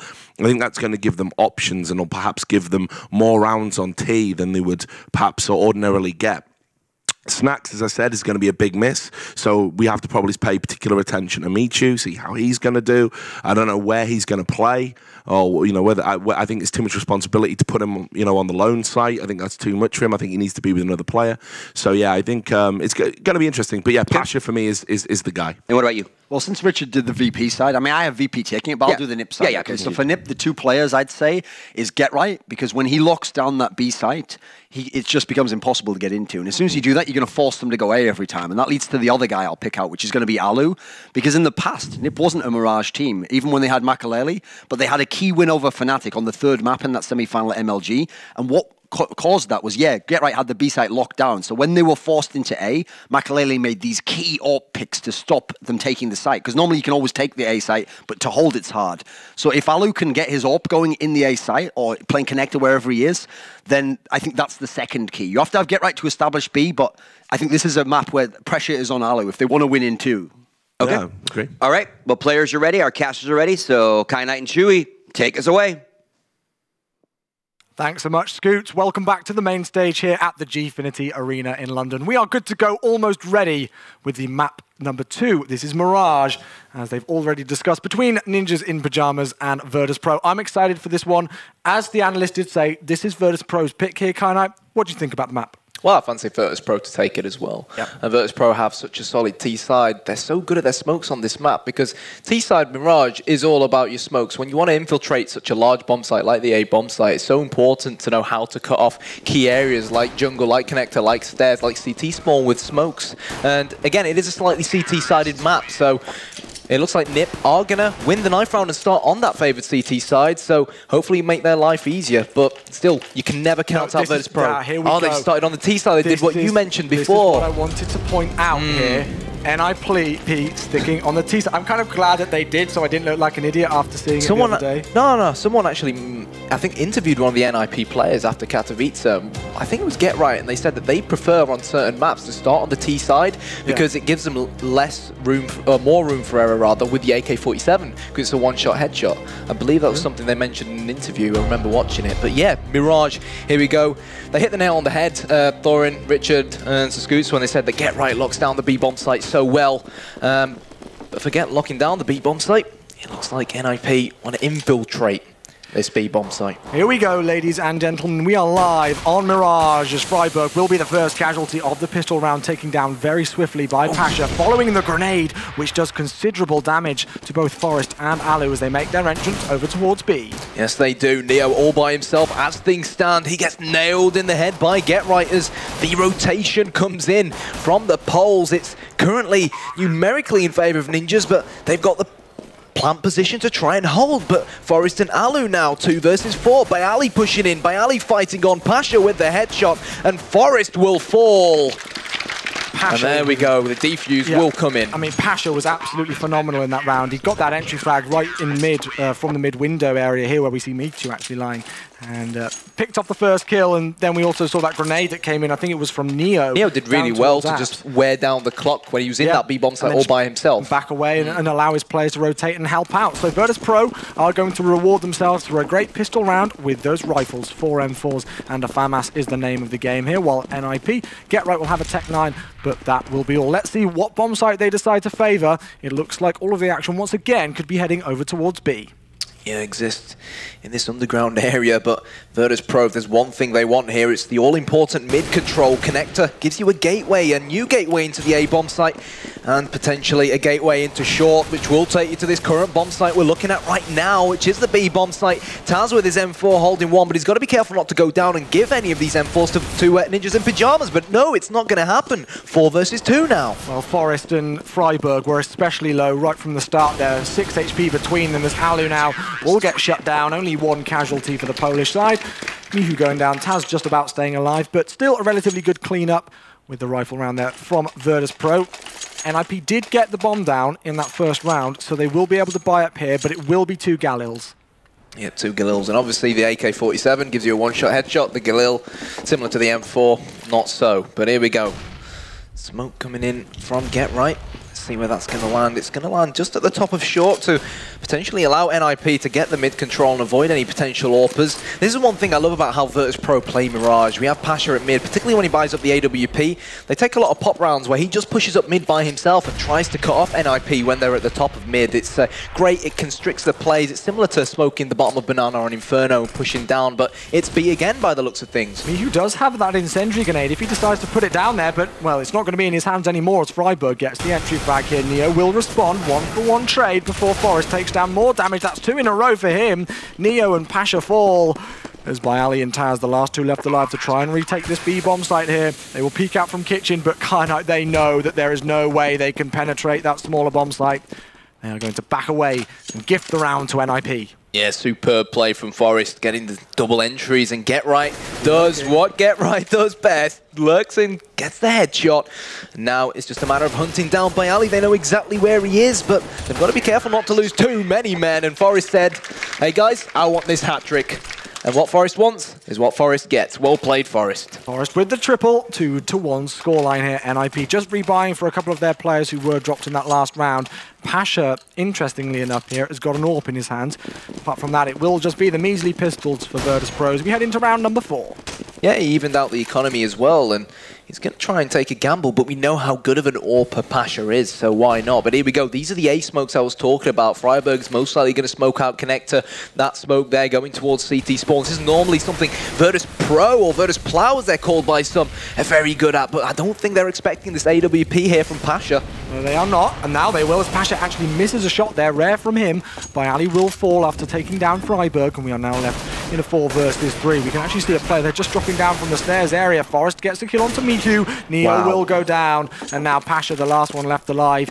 He's not even really been able to do much here, Karnite. He was in that cheeky little spot just to the right-hand side of stairs, just to the edge of the smoke grenade, which came down to cover jungle as well. Tried to hit a shot with it AWP, wasn't able to do so, and now he's just got to save it.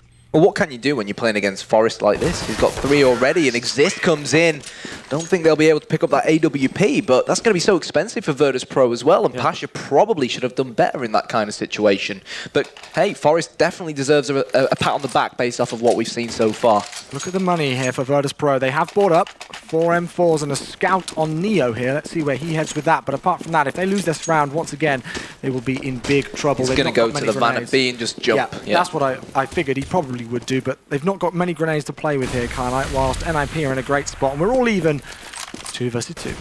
Miku taking the role that Snacks normally takes here on short. Taz in connector, Miku from behind. They've now spotted the bomb, and finally this is more like the Virtus.Pro that we're used to seeing on Mirage. NiP, 3 men down, and they're just trying to slow it down here. Ali wants to try and retrieve the bomb to start things off. Miku in a cheeky little spot on short.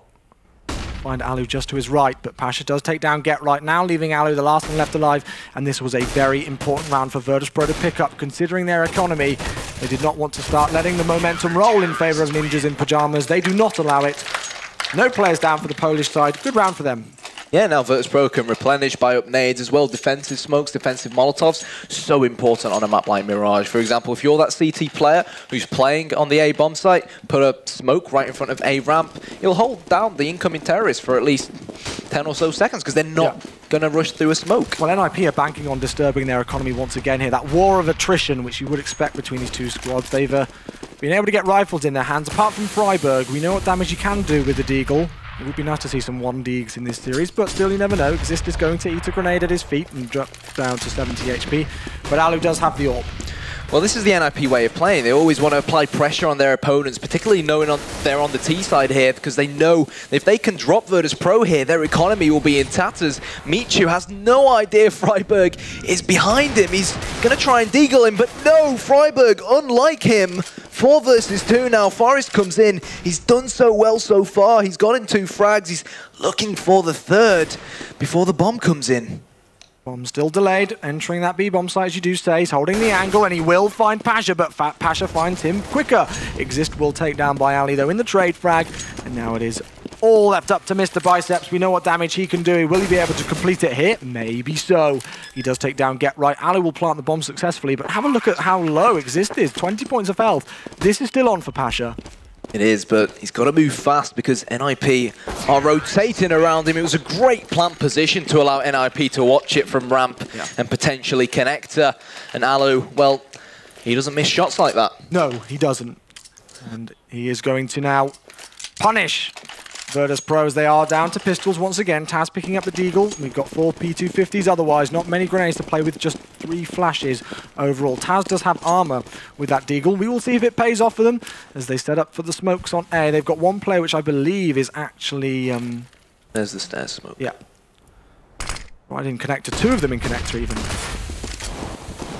So here we go. The incoming Ninjas trying to infiltrate and make their way in towards this A-bomb site. Virtus.Pro playing it very passively. They've got 3 players here at steps. Forest will put the smoke down, but we could see something very, very surprising come out from the poles. But hey, now NiP, all they have to do is play this cool, calm and collected, keep their distance and hold this bomb down. Taz doesn't look like he needs too much distance as he picks up a kill, as does by Ali here. Miku on to Exist there as well before Freiburg does trade back. Freiburg with 2 to try and save the day here for NiP.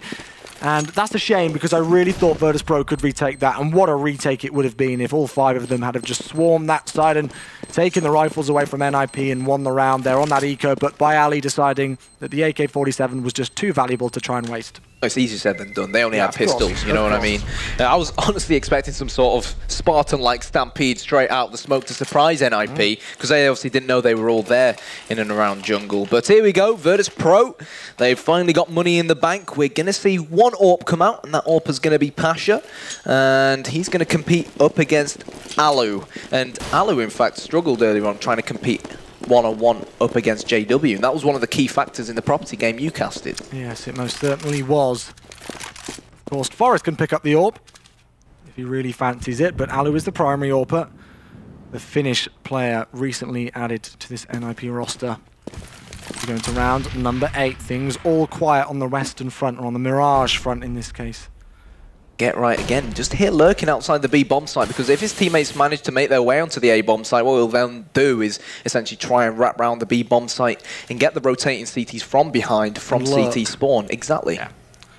Well, he's looking over towards the stairs near underpass. Alu just peeking out from Apps, or Palace even. They're relying on Alu here to potentially get some sort of entry, but Virtus.Pro aren't showing anything. But there it is, and now the rest of the ninjas can come in.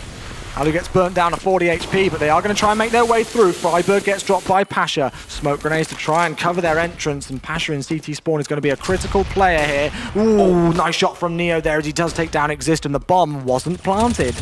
It wasn't. Neo spraying and praying through the smoke, and it looked like it was going to be NiP's bomb site, but Virtus.Pro have put their foot down. They've stamped their name on it, and now relying on that Finn yet again. Forest with the AK in hand. See you later, Alu. And now Virtus.Pro just making their way in to see the round out. Easy peasy for them. 4-4, and they will salvage that AWP as well for the CTs. Really great round from Virtus.Pro. We saw Alu get that initial entry frag on that player right on top of the A-bomb site. He got burnt down to a crisp, but then straight away, Pasha responded and took down one of the NiP players. They got the quick rotation in. They were all in great spots despite NiP trying to smoke them out.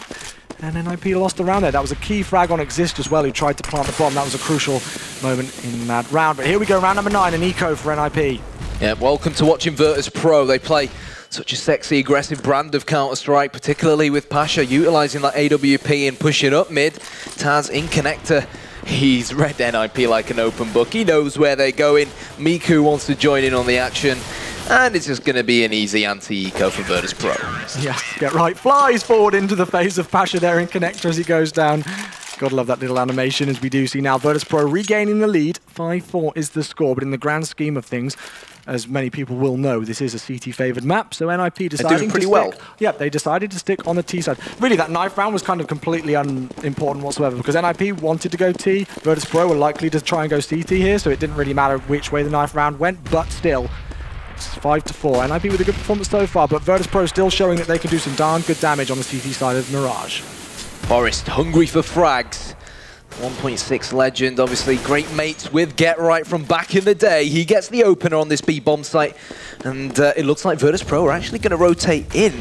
The bomb, however, still hasn't dedicated to either of these two bomb sites, but it seems like they're considering the B bomb site. I'm liking this from Neo, although he will get taken down by Forest, but he got that incendiary grenade right through over towards the truck area. Forest trying to go for the hat trick here, as he takes down Pasha to 21 single points of health, and they do have control of the B-bomb site here. Taz going through underpass with that AK-47 in hand, going to make his way through Apps here, but Karnite, this is a really tricky one for Virtus.Pro.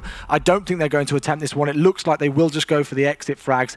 And again, Forest opening up the B-bomb site, holding it down well. They got the bomb down, and Virtus.Pro just couldn't penetrate anything.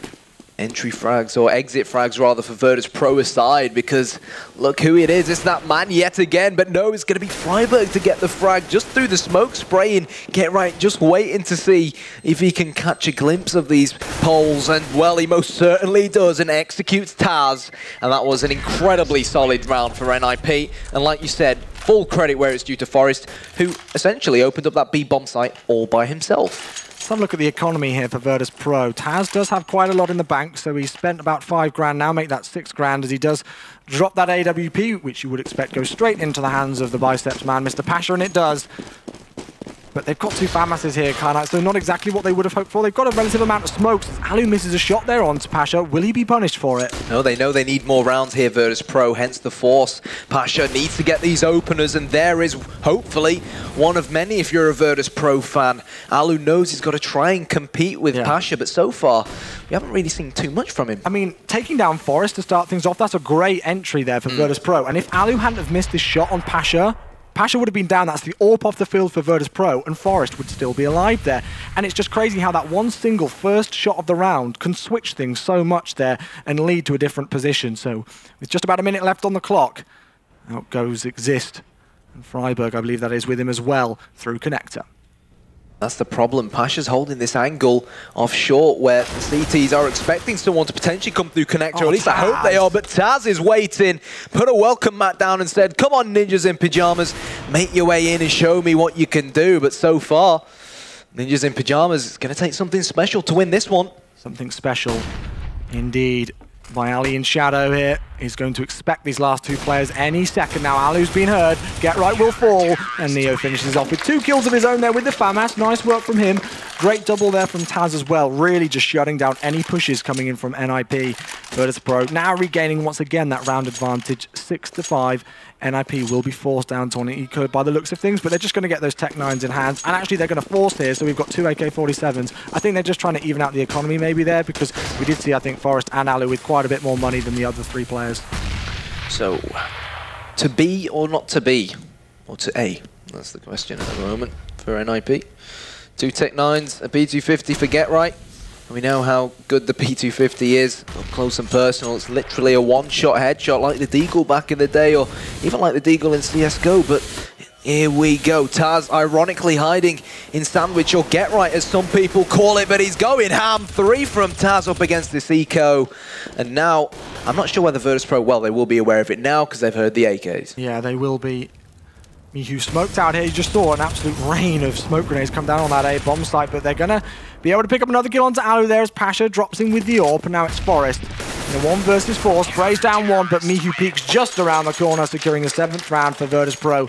Lovely holds, only 2 casualties there for the Polish side. So, you know, although we did see NiP with 3 pistols there, it was still well played by Virtus.Pro, and especially Taz to just shut them down before they were even really able to get near the bomb site. Most importantly for Virtus.Pro as well, they salvaged the 2 AWPs that they invested very heavily into. So here we go. Here's the proper eco coming out from the Ninjas in Pyjamas. But hey, Chu, I don't think they're going to be too downhearted, because 5 rounds at this stage on the T side of Mirage is still very, very solid. And that's what I was talking about earlier on. But no, unlike Pasha, misses his shot, looks to make amends with the P250.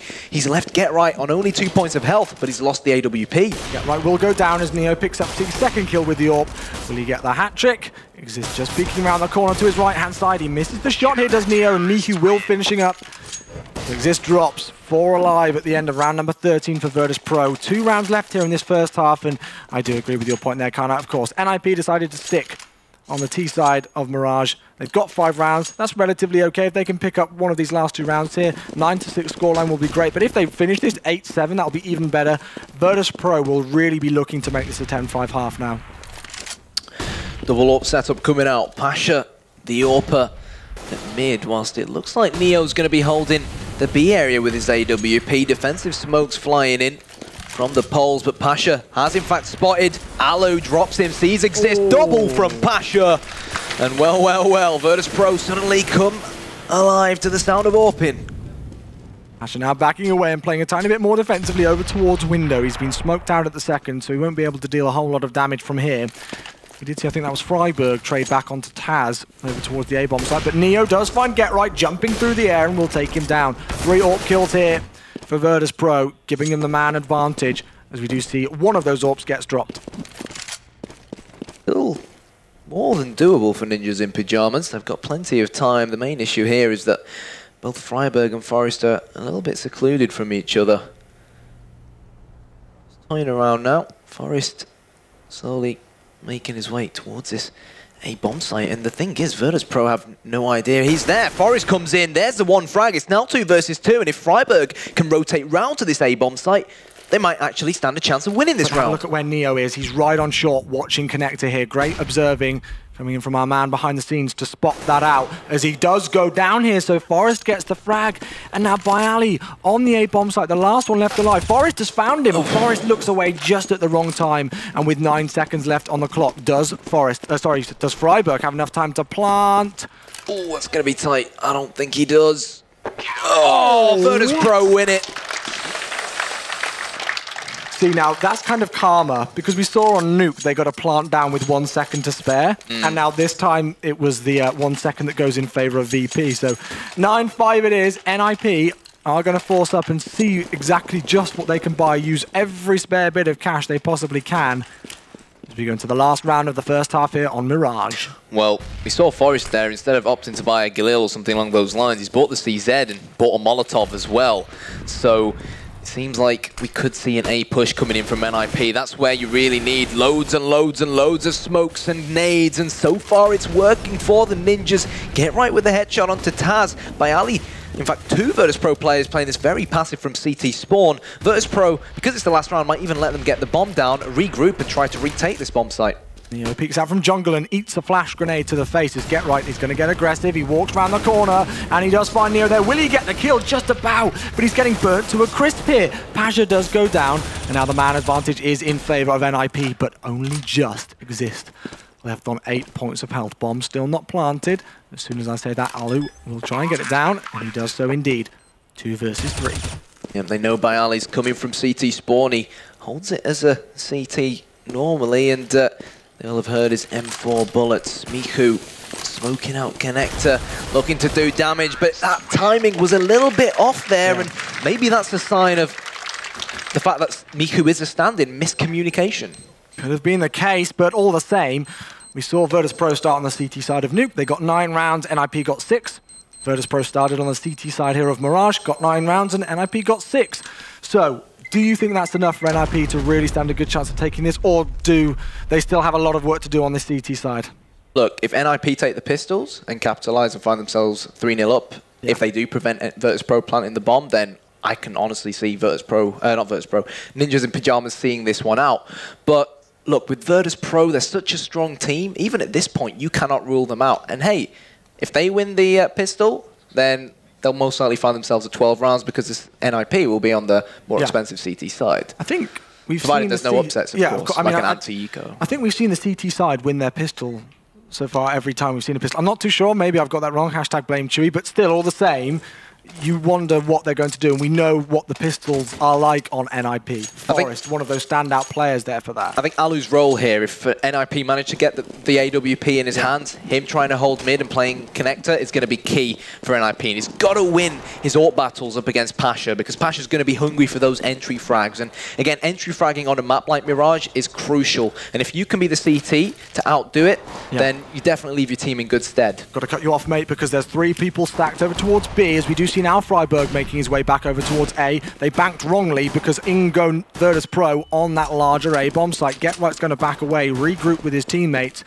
Bomb has been planted, as you do here, and let's see who gets the first frag. It is going to be Bialy. It is. Bialy and Pasha. This is very, very similar to what they did at Katowice 2014 when they won their T-pistol round. But Alu and Exist fight back, and now it's gone in favor of the Ninjas, and now back it's even Steven. 2 versus 1 now. Taz with the Tech 9. He's got to stop Alu.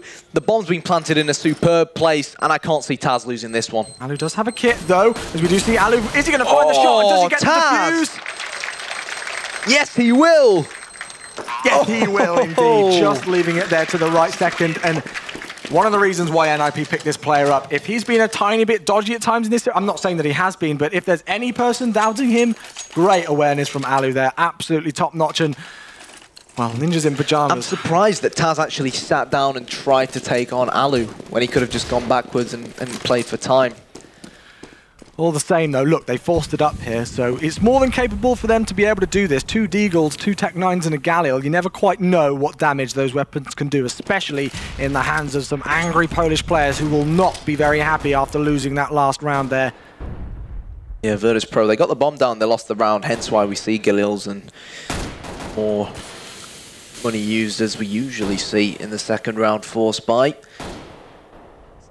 So Neo two players here for Virtus.Pro outside the B bomb site, but the bomb's outside the A bomb site. So what we might see here, Chewy, is just these two players try and fake the B take, and then the others come in after the CTs have rotated. Well, let's have a look and see. NiP are banking on it being over towards B. We can see two of those players now. I believe it's actually Get Right and Alu making their way over towards B, leaving poor old Exist, the last one, over towards A. He will find them coming out now, and suddenly the rotation has to come in. But Taz with the headshot onto Exist will drop him as Get Right tries to find that bomb planter. The grenade comes towards his face, and Virtus.Pro with so far a very good second round here in the second half. Yeah, but Alu coming in with the Rec 9. He's going to pick up that M4, but he's still significantly outnumbered.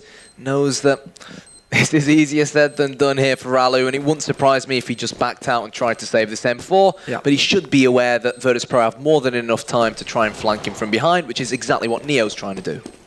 But you can read into the future there. Ali will get one kill, but Virtus.Pro responding straight away. Ali tries to get the shot on him, misses it, and now Ali runs away. Will he be able to survive? He will indeed. I don't think they're going to be able to hunt him down in time. No, they will not. So he does hold on to that M4 there.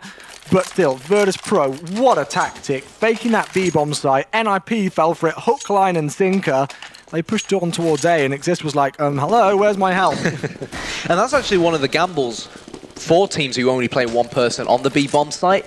It's so easy to just get completely overpowered, but this is the man I said needed to step up, and just when it looked like he had, Pasha nails him in the head. Well, it would be the Pasha versus Alu AWP battle usually, and Pasha just says... Pasha said, I don't need an AWP, mate. I'll take you down with the AK. Exactly, exactly. Forest does pick it up, as you kind of would expect. The secondary AWP here for Ninjas in Pyjamas. Still looking good for Virtus.Pro, though, as they now make their way through T-spawn, back over towards the A-ramp section, and Exist in a key spot here. Will get spotted out. Will he get the kill? Get Right helps him out as Ali gets dropped. Here we go. Get Right here is going to be absolutely crucial to preventing the Virtus.Pro make their way in towards this A-bomb site. Get Right looking for his second. Miku has other ideas, and, well, it makes you wonder whether they're going to go for this. Forest has the AWP, but Freiburg only on a 5-7. Well, we know what damage they can do with it, but Freiburg's been knocked down to 12. Forest with a shot there, and that may lead to them thinking that they can try and retake this. Forest does have a kit, and he's still on exactly 100 points of health. The flashbangs come in, Neo drops Freiburg, and now Forest will go down as well to the hands of Pasha. 11-7. Don't know about you, but I don't think that was the right idea. But then again, who am I to question these guys? Well, their economy's questioning them now because it's very, very low. Yep, and one of the perks, or disadvantages rather, of being on the CT side, particularly on a map like Mirage. But here we go.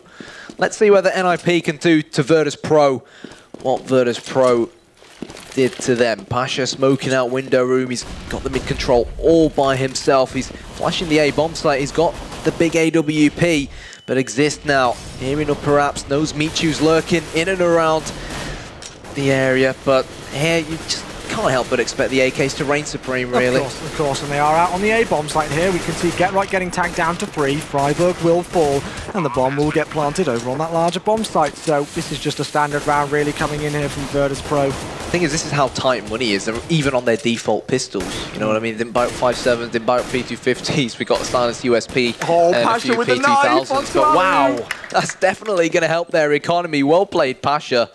And Get Right here just trying to survive and see if he can get any exits. Saw him on the mini-map starting to flank round there, and what a way to try and, you know, be a bit cocky and to annoy the NiP squad by knifing them in the back, hey? 12-7 is the score. Let's have a look at the economy for now at NiP. It's really not, well, it's okay, but I don't think they're going to be able to get an AWP whatsoever here. Nope, they need to build on it, both financially and on the scoreboard as well. Yeah, this is an important round here. This really is for NiP if they want to come back into this game. Virtus.Pro are starting to get that plow rolling. The keys in the ignition and the wheels are rolling quickly. Let's see whether that key is going to slot in. Pasha going towards A ramp instead of mid now. Virtus.Pro changing things up, trying to counter this current NiP defense. Taz has gone unnoticed in apps. But Get Right here, he could get a frag onto Michu if he's careful. Michu peeks him, and Michu gets the frag, and that's a great frag for Virtus.Pro. Nice start here at the round of number 20. Such a crucial player as well. Exactly. And he's been playing great this tournament. I've got to give it up to him, especially being that stand-in player, as we've mentioned a few times here. Forest going to see what damage he can do, but Michu picks up his second kill of the round here. Forest will fall, and that's two big players already down for the count in this round. Just under a minute left on the clock. Exist in shadow is going to see what he can do. He's fully blind at the second. Freiburg does respond, but it will not be enough. Exist has gone unnoticed. 45 seconds on the clock. Alu knows exactly where these poles are hiding. Or does he? I think he does, but Neo might get the better of him. Pasha firing off that up shot. Alu comes in big when needs be, but unfortunately, just not big enough. And Virtus.Pro, 3 rounds now away from taking us to Inferno. And NiP have got to eco again here by the looks of things. It'll be interesting to see exactly what they do with that economy here, whether they just go for the full eco or whether they decide to try and go for some upgraded pistols. They will do a bit. Freiburg with the Deagle, Exist with the CZ75, but still, you've got to put your money on Virtus.Pro taking this to 14 rounds. Very brave from Pasha, knowing that their opponents most likely will be on an eco to go for that pick. But, well, he's got the Tech 9 on the T side, so that pretty much says a lot, doesn't it? Clean Easy sweep. for Virtus.Pro. Yeah, clean sweep. Hardly any damage taken whatsoever for the Polish side. 14-7 it is. And this is the thing, Kainai. NiP won 6 rounds on their T side. Since switching over to CT, they've won 1. Yep. Simple as that. You don't really need to say much more. And this is what I saw yesterday on Mirage. Look at how heavily they are investing here. 2 AWPs and an auto sniper. Did it work for him yesterday? So let's see whether it's going to work for him now. Forest taking a leaf out the book of Pasha and Alu. The Virtus.Pro players have no idea he's there. Forest can't afford to miss his shots like that. Gets 1. Pasha returns it though, 4 on 4. And really, this kind of scenario actually suits the terrorists more than it does the CTs, because the CTs can cover less ground like this, being a man down. Trying to make his way up that short area now. The bomb's at the top of mid as well, so they can get good control of mid here, although Getright's going to be the man to try and stop that. Looking from the A bomb site, he will almost find a player there. It's X-ray mode, just showing us how close the players are from crossing each other's paths. Pasha peeking, knows that there's most likely going to be someone there. We don't see Getright with that auto sniper very often, but Pasha gets the better of him, and now 4 versus 3. Oh, the Ninja's going to crumble right when it matters the most as Virtus.Pro slowly but surely start making their way towards this A-bomb site. The clock is ticking, Molotov's going down, and I think they're going to plant here on the A-bomb site. Yep, 30 seconds left. Exist stuck in Palace. He had a Molotov come at his feet, so he's not going to be able to push out of there anytime soon. Freiburg on short. Alu in CT spawning. He's going to find a player there, but Neo takes off his head. Too slow from Alu. We're left in a 3 versus 2. Make that a 3 versus 1 now. Exist will go down. Pasha with a gorgeous round from that player, allowing Virtus.Pro to get onto map point. Yeah, 24 frags from Pasha so far. 23 from Neo. The experience really stepping up here. And 4-man that last round, he really was phenomenal. Let's just have a look at the scoreboard very quickly, because I believe Forrest is on about 21 frags himself, and the rest of the squad just aren't anywhere near him at this rate, and maybe that's a little indicator. And have a look at those rounds as well, all going in favour of Virtus.Pro. I believe they've taken maybe about 6 in a row here. Let's bear in mind that a lot of those Forest frags were on the T side as well at the start, where he just was playing amazing. Yeah. Well, round number 23 it is. Virtus.Pro on the brink of bringing it back in their favour and evening up the score to a 1-1 situation, which means we will be going to Inferno. Getright gets 2, though. Yep, Getright does get 2, and let's see whether they're going to walk into the crosshair of Freiburg. I don't think NiP have played this position before so far, and I think it's going to go unnoticed by Ali, but he's got more poles to deal with. Michu yet again returning the frag. Pasha comes in with the AWP, and now if they plant this and Pasha sits at bench, this could end very well for Virtus.Pro. It certainly could, and with the form that Pasha's in, it really wouldn't put it past me that he could do so. Peeks out over towards the kitchen area as the bomb is ticking. No kits for NiP, important factor.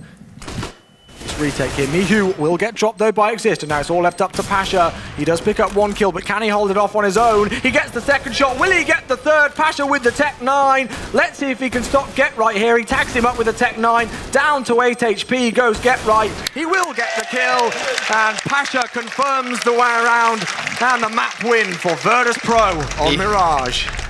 Man of the map? I think that's a no-brainer, to be honest. Mr. Pasha. Great play there from Pasha, 3 versus 1. And Mihu went down, but we're going to a third map. Oh, man, that was an absolute thriller end to Mirage. Well, it always is between these two teams. Of course, it always is. You know, Thorin saying it's actually probably his favourite and biggest rivalry in the Counter-Strike community. So I think we need to just take a second there to regroup ourselves, calm down, take a deep breath, and get ready for map number 3, which will be Inferno. And I'm really looking forward to that map. Have you got any predictions? The analyst did earlier on. What about yourself? I've got a funny feeling Virtus.Pro are going to take it. I really do, because obviously NiP looked really shaky on Inferno. Katowice. Inferno was normally one of their strongest maps, but obviously they've changed things around a little bit to sort of bring in Alu. Alu's now holding mid and Arch with the AWP. And Forrest, who was so strong at Cologne, playing quad just from behind the truck, he's now been moved over to B, and the famous Get Right and King of Banana Freiburg duo has sort of been separated, and Get Right's now been moved to Apps. And the truth is, results speak for themselves. They haven't looked too good on the map recently, but if there's any time for them to show us we're all wrong and prove me wrong, it's now. Well, I know I mentioned it earlier on, but there's no harm in repeating it again. There is a chance for NiP here, be it that it was against Property yesterday, slightly different squad than Virtus.Pro. NiP were 3 rounds away from being knocked out of the entire tournament in the group stages, may I add. In the last game that we saw on the Challenger stage yesterday, they were about 13-7 down or so on their CT side, and they suddenly just picked up the tempo. And NiP have got that NiP magic, as some people are calling it, to bring it back in their favor. But I'm thinking I'm having to go with the polls as well here. They looked so strong. Virtus.Pro looking on form. They've been playing well on Inferno. And we'll see what the analysts think of that, though. Back over to you, Sir Scoots. All right. Thank you, gentlemen. We got our map 3. You guys are both accurate with your predictions so far. I don't know what's happened. They replaced us overnight, obviously. I've had a lobotomy or something. Yeah, so obviously Mirage did what they needed to do. Definitely wasn't a plow. It was definitely close, back and forth, great rounds by both teams. Mirrored the first map a little bit in the sense that I feel the first half was really close. I thought NiP were doing quite well, actually, to begin with. Just, you know, the rounds were tit for tat. Scores were very close. It was 5-5 at one point, lest we forget. And then Virtus.Pro really started to find their form. Got to say as well, we highlighted Pasha as a man to watch. Boy, didn't he deliver. I mean, fantastic individual performance from him, and certainly looked a lot more accomplished on this map than he did earlier on Nuke. But that's exactly what they needed, you know, the big players to step up to the plate and deliver. And obviously we go into a third map off the back of that. So really exciting, this Inferno, I think. I mean, NiP were by no means bad. No, they got tested it. I mean, a big round, obviously, and maybe we'll have a replay of it, was when Alu won that 1v1 on the pistol round in the second half. Yeah. If he doesn't win that, then it could have been it could have been a scoreline that looked like a stomp. There was a lot of play in the rounds, but no, Virtus.Pro were in control the whole time. Like, yeah, Pasha was really, really good, and like we always say, whenever Pasha's really in his prime, he's flowing, doing what he wants, it feels like Virtus.Pro play around him so well. Like, that's just when they're at their best. And amazingly, didn't end up being a factor that they didn't have snacks. You almost wouldn't have noticed there. Yeah. Obviously, Mishu didn't make the amazing snacks plays that he can make. No. But as a team, that's the thing they've managed to do. Maybe because they've had Mishu in past teams, they've played with him before, like I've said. Somehow they do retain the same quality, the same kind of feel as a Virtus.Pro team. You know, they're not like, for losing their best player, they're not like crippled by it. Yeah, I mean, that's one of the good things about Virtus.Pro. You know, they have brought in, you know, a couple of periphery players that they know they can go to when they absolutely need it. And having that option, you know, given how congested the international kind of tournament scene is getting, that's really good. It can be the difference. Here are some replays. So here's that pistol round. So yeah, this is Arlu in this 1v1, and you know, I will give a shout out to Arlu. I mean, we're talking about this new look NiP with Arlu in it. I thought he had some nice, definitely had some nice moments so far over this series, and again, showing that he is an accomplished player. For me, the question isn't so much, you know, is Arlu good enough to play for NiP? The answer to that is absolutely, unequivocally yes. The answer is, can NiP find that chemistry and make it work with him? And at the moment, they are misfiring. This isn't like I say, this isn't the NiP we're used to, and this isn't even the NiP that we saw in Poland just last week. So it's very strange. I don't know if they're trying out new things. And you use a term a lot, you know, in your writings, your tweetings that are NiP magic. Yeah. Well, give me an idea what do you mean by that? Just there's something uncanny about them. Like, first of all, they somehow can win all those 1v1s and stuff. In tournaments, they always get better as it goes on. This is like the opposite of what's supposed to happen. Even great teams like Envy and Fnatic, they can look unbeatable in the quarterfinals. Suddenly they'll look a little bit human at times in the final. They might win just, but they won't win in that like special fashion. Like, oh, how did they do that? You always understand why. Like, oh, Ulfmeister just dominated there. It's never like, you know, Exist out of nowhere won 2 1v1s that like he was in a bad position. That's the NiP magic. There's something unreal about how they can come up with that again and again. And they still had some flashes of it here. Yeah. The problem NiP has, like to allude to what Richard was talking about, it's not whether Alu's good enough. It's not whether he's like decent in NiP. It's that if you're NiP, you really do have to have have the gold standing. You have to be first place. You have to be the best team in the world. Yeah. It's not good enough to even be the third like they are now. Not even good enough to be the second.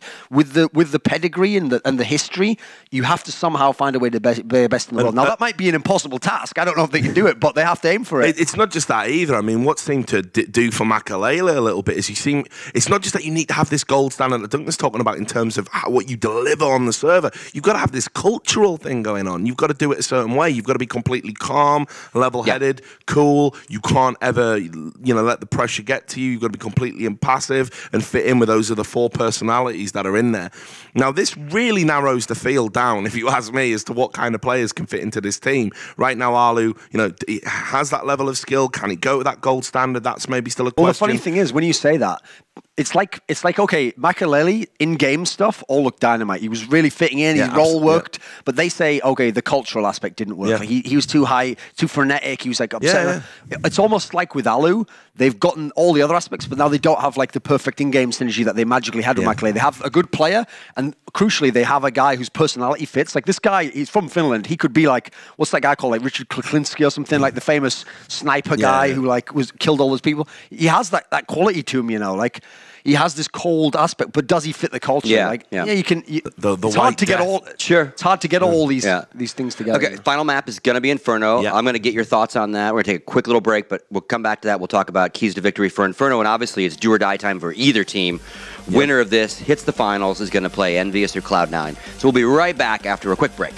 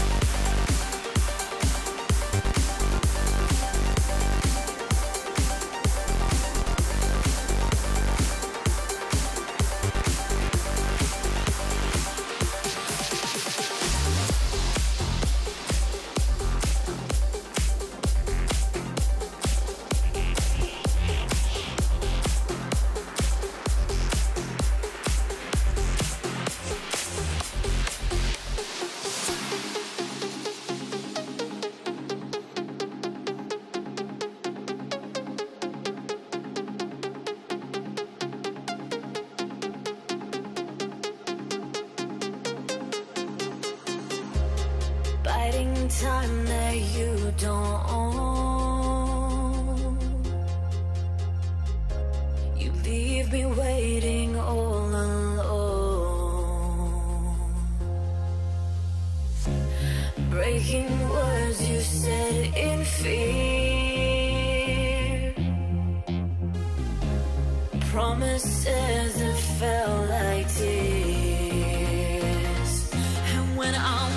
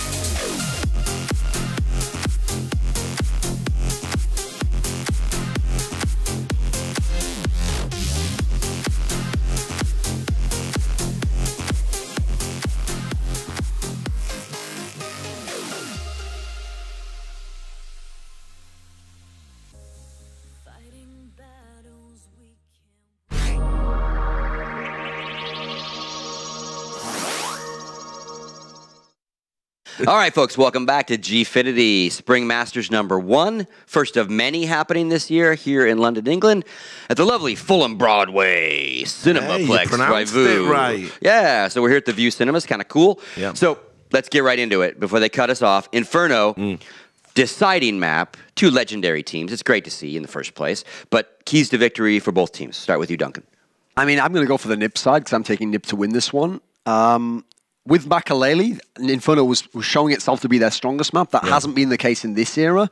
So from what I saw in the final when they played Fnatic and they really had a chance to win that close game, I'm going to say Alu, actually, because I thought like Makalele was the key to why they suddenly became strong on Inferno. Alu played great in that final. So I'll give you 2 keys. Alu has to play well, and then the other key is just that Forrest just doesn't have, he shouldn't play bad. He doesn't have to play amazing. He doesn't have to play totally unreal. If Alu plays well, Forrest just plays okay, I think they can win this Inferno. Okay.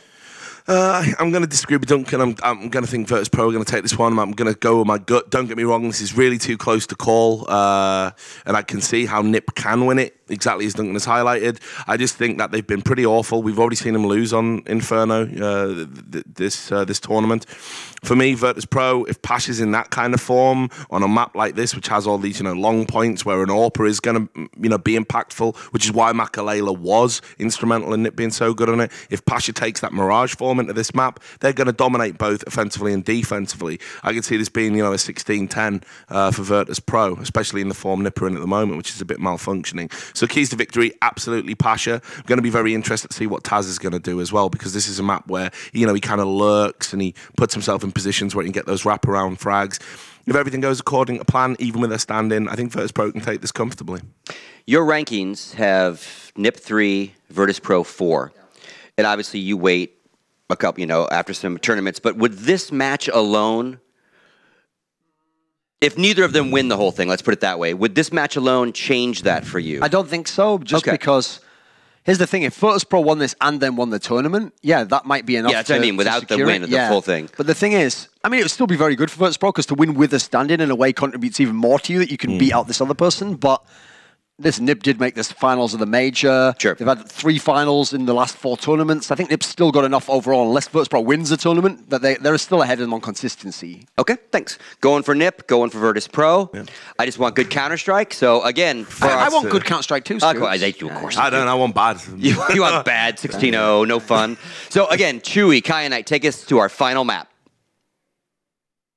Thank you, Sir Scoot. Welcome back to the main stage once again here, ladies and gentlemen, at the arena and at home watching on twitch.tv. My name is Chewy. Joined alongside me is Kyanite. We are into the last map. Map number 3, Inferno. We've already seen NiP play Inferno a few times here. They lost against Envious quite convincingly by the looks of things. We also saw them take on Property yesterday. I talked about that map earlier on. What about on the Virtus.Pro side for Kyanite? Yeah, well, Virtus.Pro chose and played Inferno up against Team Infused, where they won 16-10. And they also played Inferno yesterday as a 3rd map up against Cloud9, where they won 16-5 as well. So both teams, they've had a lot of practice on Inferno this tournament. Maybe Virtus.Pro slightly more than NiP, but the guys at the analysis desk gave their predictions. So let's give ours. What's yours? I think I'm just going to have to call the Polish squad here. I think they look really good on Mirage. I think they're going to be riding high off that victory, and I just have a feeling they can carry it through here. NiP have looked a tiny bit shaky on Inferno at times. Even against Property, which they did win yesterday, they looked very shaky at one point, and I think it's going to be difficult for Virtus.Pro to lose here. What about yourself? True. I honestly think Virtus.Pro will probably take it, but Thorin's right when he says we need to think back to when NiP played against Fnatic in the Katowice final. They weren't pushovers whatsoever on this map. So let's see whether they can live up to some of their old form. They have won the pistol, which means they'll the knife round, sorry. Which means they will most likely start on the more favoured CT side. Yeah, we've got that awesome little preview coming up of the map. You can see the lights moving in the arena here, getting all tense and ready for the final map. And Kyanite, I don't think we can really underestimate just how much is on the line here. The winner of this will go through to the grand final, playing for a total jackpot prize of $25,000. Second place gets $15,000. And then the loser of this game will go to the 3rd and 4th playoff game, which has a maximum of $7,000 here. So basically, if my maths is correct, that means that $8,000 is on the line in this single map. Correct. So here we go. We can forget Nuke. We can forget Mirage. This is all it comes down to. Here we are on Inferno. Ninjas in pajamas up against Virtus.Pro. And here we go. 3 NiP players on this pistol round, pushing down Banana. They've only got Neo to try and deal with. Forest going very aggressive here towards Bedroom. And you know what? He could run into a heck of a load of poles here. He could do. And actually, we see Virtus.Pro making their way out of Arch completely uncontested whatsoever. They've not had to fire a single bullet at any angry CTs as they wrap their way around over towards the A-bomb site. Forest starts things off onto Taz as we can now see the rotation coming in. Freiburg gets dropped. Yes, he does. Get right as well, falls to his death. Advantage Virtus.Pro, but the Pistol Master in Forest evens things up, but that bomb is ticking. NiP need to be moving. Forest looking for the hat-trick, and all Virtus.Pro have to do here is just play for time. Great stuff from Pasha. Exist will get dropped. Alu responds onto Neo, and it's just trade frags. Forest has been able to pick up a kit, which was dropped, I believe, off Freiburg. That was earlier on, and now it's Pasha to save the day. The man of Mirage, who performed so well, including that 1 versus 3 clutch, is going to come around the corner, tries to get the kill. Well played, Alu. My jaw just dropped. That was bodyguard stuff there. He was stood in front of the diffuser. He was taking bullets for him. Great counter-strike. You shall not pass. Here we go. 1-0 to the Swedes. So here we go. Forest is going to smoke just in front of that car area on Banana from CT spawn. That will allow the CTs, of course, to push down and take a bit of control. Whilst Alu holds, of course, we discussed this earlier, he's the man playing Arch. Freiburg with the Bison in hand. 64 rounds of ammunition in that thing. You can spray for days with it and do what damage you may. No casualties as of yet. Virtus.Pro just taking things slowly. We can see they've gone for force here, kind of like 4 Tech 9s, a Deagle, and armor on all players. So they do not want to let Ninjas in Pajama take this second round here. They just want to put it right back in their faces and even things out. And who can blame them, really? It wouldn't surprise me if they just wait for these defensive smokes and mollies to get used. Well, there's no mollies, but defensive smokes to get used up on Banana, and then maybe try and rush in with the Tech 9s up close and personal on Banana, because obviously we know how strong the Rec 9 is, and we know that it is at its best at short range, and the B bomb site is perfect for that kind of thing. But Get Right is here with the Pro 90, but Pasha with the 1D. That's a great opener for Virtus.Pro, but there's still a long way to go for him. Neo lurking over towards Arch. I think Alu knows that he's there, and Alu does have a shotgun. So this is going to be really interesting. He's just creating a bit of havoc over there. He will back away now, leaving just Freiburg on B with that P90. Still can do a lot of damage as Neo will get dropped by Exist, but in goes the push from the terrorist side over towards B, and Freiburg will fall. Yes, he will. 4 versus 3 shotgun, M4 P90. You can't help but fancy the NiP players, especially with this P90 in hand. Exist comes in, Taz is occupying him, checks the corner, gets the frag, but Forest now all by himself, and it wouldn't surprise me here if he decided to run away. Well, Taz is going to go hunting for him, and why not? Taz with an absolutely phenomenal round with the Tech 9. I won't make any comments about that gun, but still, let's have a look at the stats now. We've got on the screen, 58% think the Polish side will win, 42 in favour of NiP. I wonder what the crowd are thinking as well. And the thing is, sometimes when you win the pistol round, or rather when you lose a pistol round, like Virtus.Pro's case, and then win that eco round afterwards, that can actually be better for your money than actually winning the first round sometimes. And so here we go. Ninjas in pajamas. The CZs are out. The P250s and 5.7s are out. But Miku now with the P90 that he picked up from the last round. And Virtus.Pro, they've got to be careful because NiP, they're quality players, and they could, in a blink of an eye, do the same back to Virtus.Pro, what Virtus.Pro did to them. Yeah, the war of attrition certainly unfolding here as Ali will get dropped by Pasha.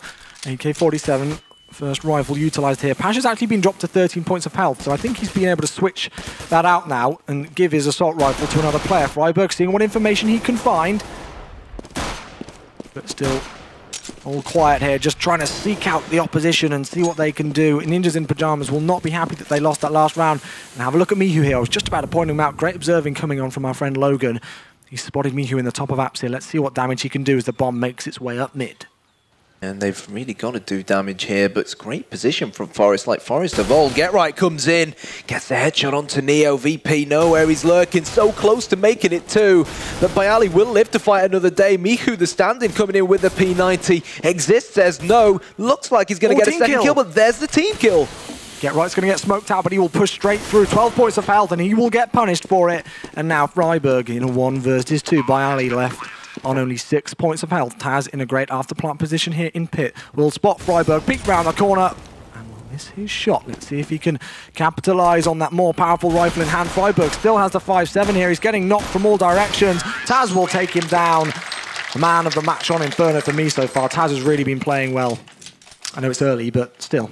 Well, I don't know if you remember, but he got over 30 frags up against Infuse on Inferno. So it definitely seems like this map gets the best out of Taz.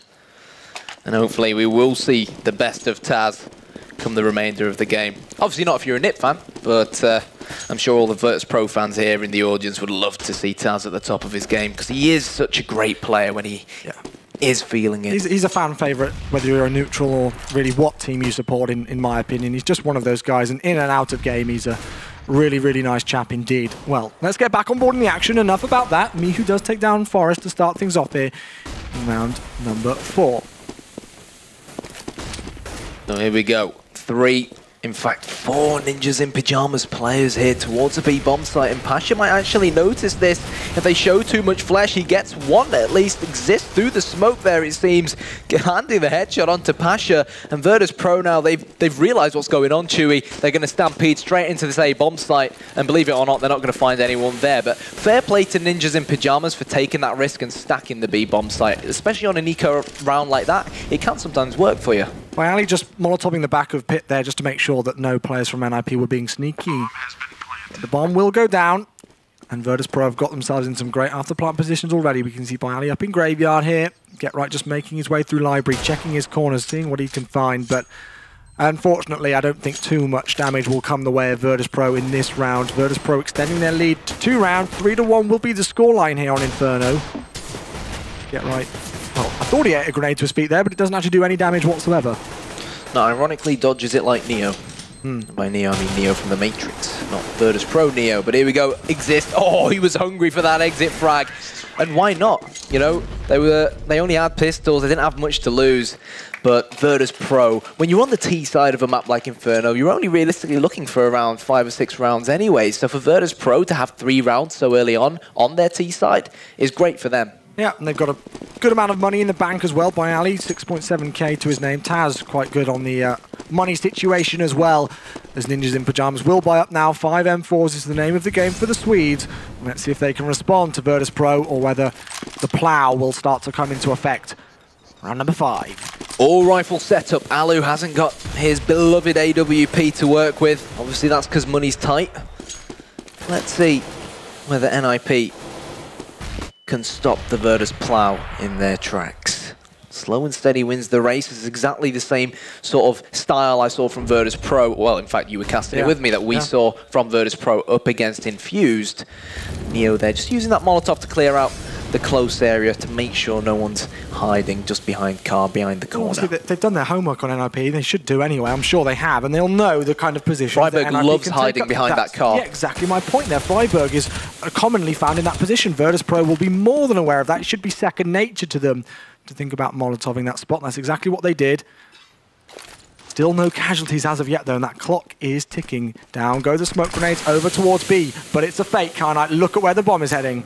Yeah, yet again, Pasha on Banana all by himself, and the question at hand is who's going to make noise, who's going to execute first. Great play from Alu. 2 kills, Get Right joining in on the action as well in apps. And, well, at the moment, Virtus.Pro, they're falling like flies, unless Taz can clutch a 4v1. Yeah, Forest needs to be careful because their money isn't great, and he's been knocked down to 4 HP. Exist will fall.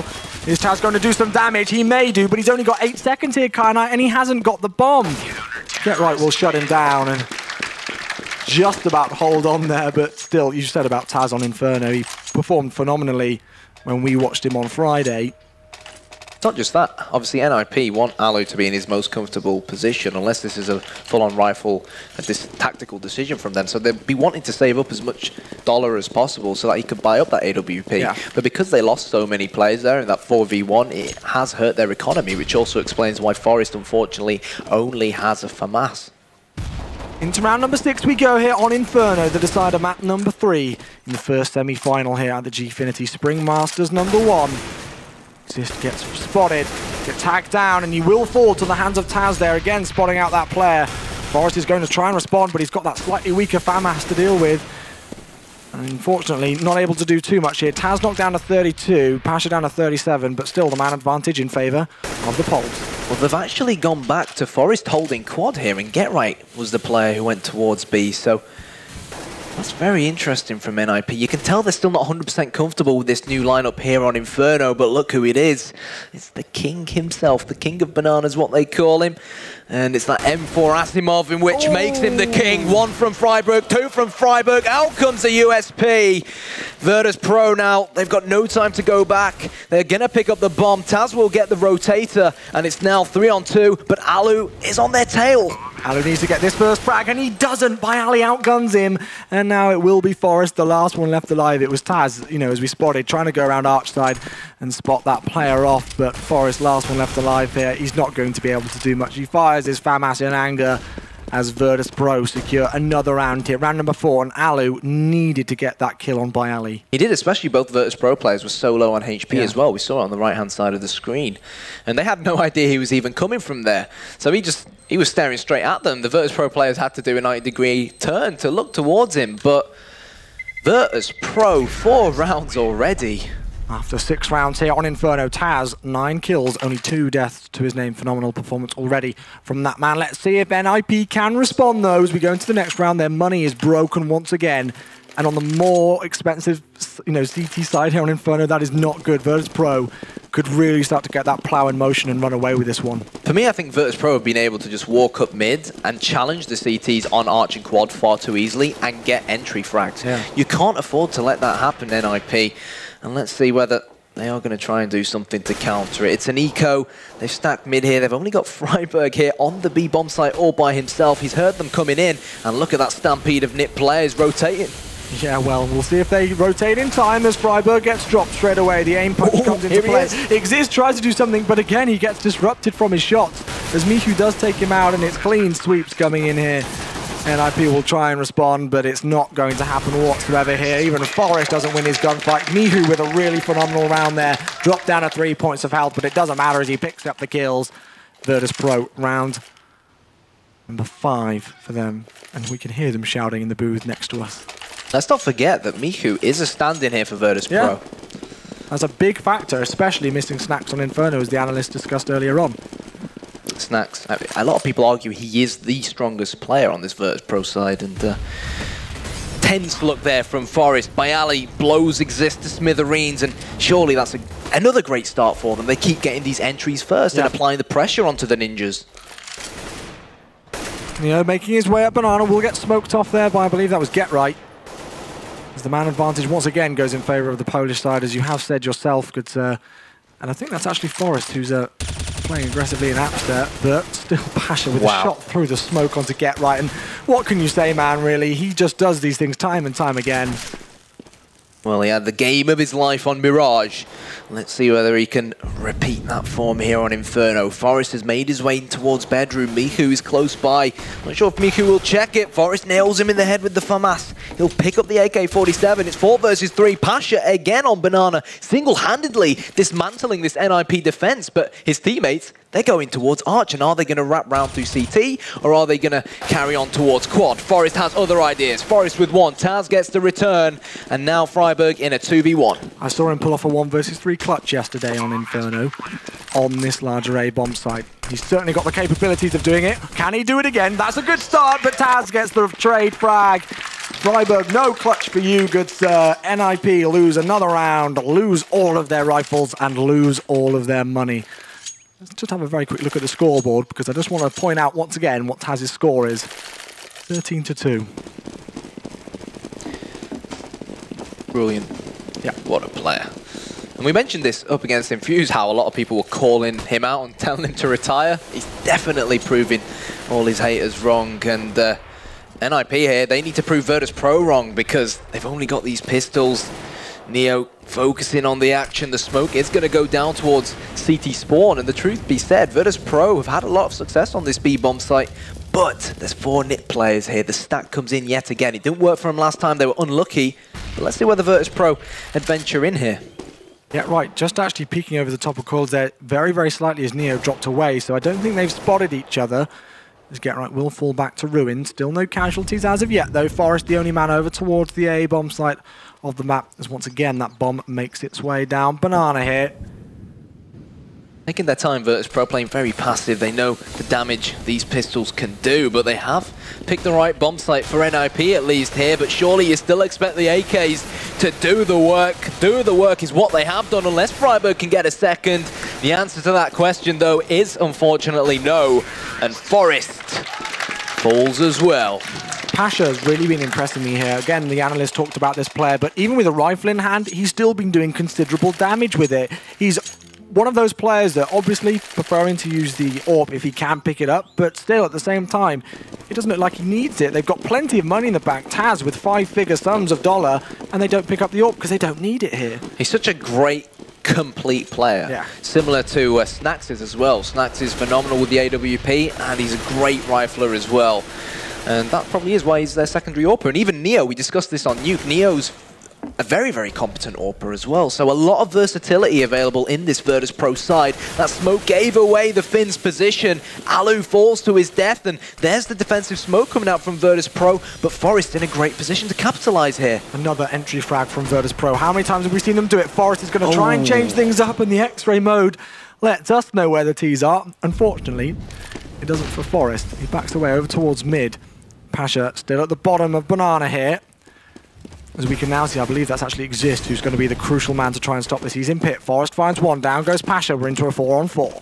4-on-4. They know where Exist is hiding. He's done very, very well to run down the clock so far, but the Virtus.Pro armies are closing in, especially when they keep playing like that. Great play from Neo. Great play from Mihu. 2 kills apiece there.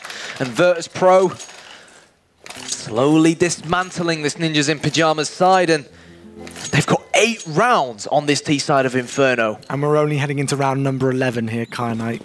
This has got the potential to go further, much further, especially considering the fact that NiP now are on another eco, and I did point it out earlier on, but I'm going to point it out again here. That's the cruel money system in this game. Well, talking about money, $8,000 is on the line in this game. Pasha with the entry yet again onto Freiburg.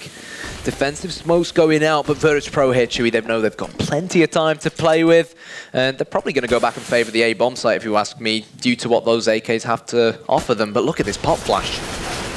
It will work. Riley gets dropped down to the hands of Forest, but Neo getting aggressive, and he's confident man, and it's worked for him. 2 kills onto Forest and Exist. We're left now onto a 3-on-2 situation. Alu has been able to pick up the AK-47. He is in apps at the second. He will make his way round towards balcony as Get-Right tries to get the kill and fails. They're wrapping CT spawn, and Alu with the rifle is going to be completely useless here for a bit. And Kyanite, you've got to wonder whether he just is going to try and save this thing and look for a few exit frags. I think Get-Right might be asking the question right now, how on earth did they get arch control? Because we saw the way that Get-Right was jumping. He was not expecting them to be there, and Alu was on that larger A-bomb site. So again, maybe communication issues, because Alu doesn't know Swedish too well. Look at the bright side, though, for the Ninjas in Pyjamas. That's all they can do. That's all we can do this current moment in time. He's picked up an AK-47. He's got a CZ. He's still got a smoke and armor, so it's not that bad for him. If he can save it, then it might be okay, but realistically, Virtus.Pro 9 rounds on T-side Inferno. Is there any way back into the game for NiP? Never say never, but come on. I never really like to call these things out, but Get-Right's score. He needs to pick up his game a tiny bit. We know that he can darn well do it, and I know that I keep pointing out Taz's score, but it's just getting higher. We've played 11 rounds, Kyanite, and he's died twice. And this is against NiP on the CT side of Inferno. I don't think we can really emphasize that enough. So how are the Ninjas going to try to modify things here on the CT side? Because they definitely need to. Alu with that AWP finally making his mark on this game. There's the second as well. And are Ninjas in Pyjamas going to fight back into this? This is what we need. More aggressive Counter-Strike. We need them to put their foot down on this game. Changing the pace and getting rewarded for it here as they get the first 2 initial frags onto by Ali and Neo.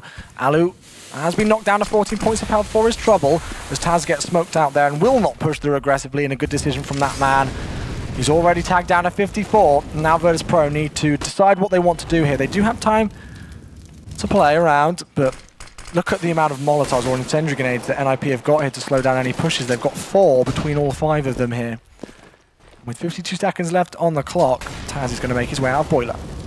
He is, and the question at hand is, has he gone unnoticed? Did Exist spot that, or was he not looking there? Alu's fallen to a more passive position. You can't afford to miss them shots, Alu, and now at 4v3, this might be doable if someone can frag Get Right, but fair play to Get Right. He's rotated at a great time, but the bomb is in fact going B. Taz will drop, that's only his 3rd death here on Inferno. The bomb is still going to head in towards B. They've got no time to change now to Virtus.Pro. Pasha, is he going to be able to find one? Still no kills as of yet. The flash grenade comes in as Get Right improves his kill to death ratio with 2 quick frags. NiP finally put up a fight here, Karnite. That's their 3rd round, but the best that they can hope for here on Inferno in this first half is only 6 rounds, and they will not be happy with that. They're on the floor right now, knees and hands on the floor, slowly creeping their way back into this game. Hey, look at it this way, if they get 9-6, if they get the next 3 rounds and win the pistol on the T side, then who knows? Let's look at the bright side. But still, you know, Virtus.Pro with 9 rounds cannot really give them enough gratitude for their performance here on Inferno. What we would give to see another close game here, though. We've had some phenomenal maps so far between these 2 squads, and we really would love to see it continue here. 1 AWP still in the hands of Alu, though. Yeah, but Virtus.Pro, this is the problem with Alu. He keeps on playing the same position. We saw him do it at Katowice, and Virtus.Pro know exactly how to counter it. The smokes are going over, mollies to clear out areas, and it seems like they're going to throw all their eggs in one basket here and execute towards this A-bomb site where they'll have 3 CTs to try and deal with. The guns are blazing. Alu's pulling the trigger on that AWP. 2 from Alu. Can he make it a hat trick? No, he can't. In comes the headshot, and they're rotating through CT to B. This is a good idea, and they will get spotted. Too late for Freiburg, though, as he will get dropped. Exist with 1, Get Right with another. 4-9 now in favour of NiP. Let's have a look at the economy here for Virtus.Pro. I think that's was that Taz right at the bottom who's still in 5 figures? Yeah, it is Taz. He's got about 10k there, so he's going to be able to drop for the rest of his squad, who are relatively low. And this is the first time we see the AWP coming out for Pasha on the T side. What do you think about that decision? Well, they want to try and change things around. To be honest, I'm sure they're not going to overthink that decision. They've got 9 rounds already. I wonder if it's because Alu's starting to wake up with his AWP a bit. Yeah, of course. The battle of the AWPers. So let's see who ends up winning it this time round. Alu peeking mid. Oh, caught a glimpse of Pasha. Pasha dodged out the way. And still, no victory of that battle just yet. Dodge, duck, dip, dive and dodge goes Pasha as he escapes that AWP shot. No casualties as of yet, though. Neo just down to the Tech 9 as the smoke grenades still rain in to just prevent any pushes from the Polish squad. But they will already be phenomenally happy with the half that they've had here on Inferno. Alu gets smoked off. We've got just under a minute left on the clock here, Karnite, but a slow round so far in round number 14. Yeah, NiP haven't given them any breathing space on A. They haven't been able to get an entry frag, so it's no surprise that they have dedicated back to Banana, trying to use Pasha. He peeked CT spawn, now he's going to try and peek the bomb site and coils, and he might actually catch a glimpse of Freiburg if he's careful enough. There's 30 seconds now, all the Virtus.Pro players are here, so surely they're going to dedicate now. Freiburg in a crucial spot. He's going to move away as the Virtus.Pro players sneak forward. 23 seconds left. It's definitely going to be a B. In comes the push, and all havoc will ensue over towards B as Get Right starts things off. Yes, he does. Freiburg hiding in the corner. He's spotted so many heads, but he's failed to hit any. He's on 5 points of health. Bayali with 1. Neo as well with a Tech 9. Exist will stop the flank, but it's still 2 versus 2. Alu missing an AWP shot yet again. And all Virtus.Pro have to do here, Chewy, is just hide. Well, hiding is not going to be the case for Neo as he gets dropped off the map. Taz now the last one left alive, and with his performance so far, who would put it past him to get this clutch? He's got 1. Will he get Alu here? Alu to try and save the day. He's tagged, but the clock is ticking. Alu has a kit, but he's got that long-scoped rifle in the AWP. He pushes round. The clock is still ticking here. Taz wasting time. Will Alu get the shot? He misses, and he is punished for it. Taz extending on his phenomenal performance here on Inferno. 10th round for Virtus.Pro. Well, well, well. 19 frags already from that man, and feel sorry for Neo. He hasn't really had much to do, has he? Taz has been doing all the work, and fair play to Virtus.Pro. NiP, they've been set back yet again, but it's the final round. They've got to buy up as much as they can. Forrest with that FAMAS. And let's see whether they can at least make it 10-5. Taz, again. Another entry frag, and it's the AWP down. Alu has dropped the last man in round number 14 in the first man, in round number 15 here. So another entry goes in favor of Virtus.Pro. They've got the man advantage, and they've got the confident advantage as well, really. The mental game advantage, I think, at this stage. They're just on fire, Gfinity. NiP looking to change things around and go aggressive at mid. Forest has picked up Alu's AWP and will chop off the head of Michu with it. Now Virtus.Pro just playing this cool, calm and collected, just taking their time, wait and see if NiP will make another mistake. But they've had a lot of success, Chewy, on the B bomb site. They had the success there in the last round.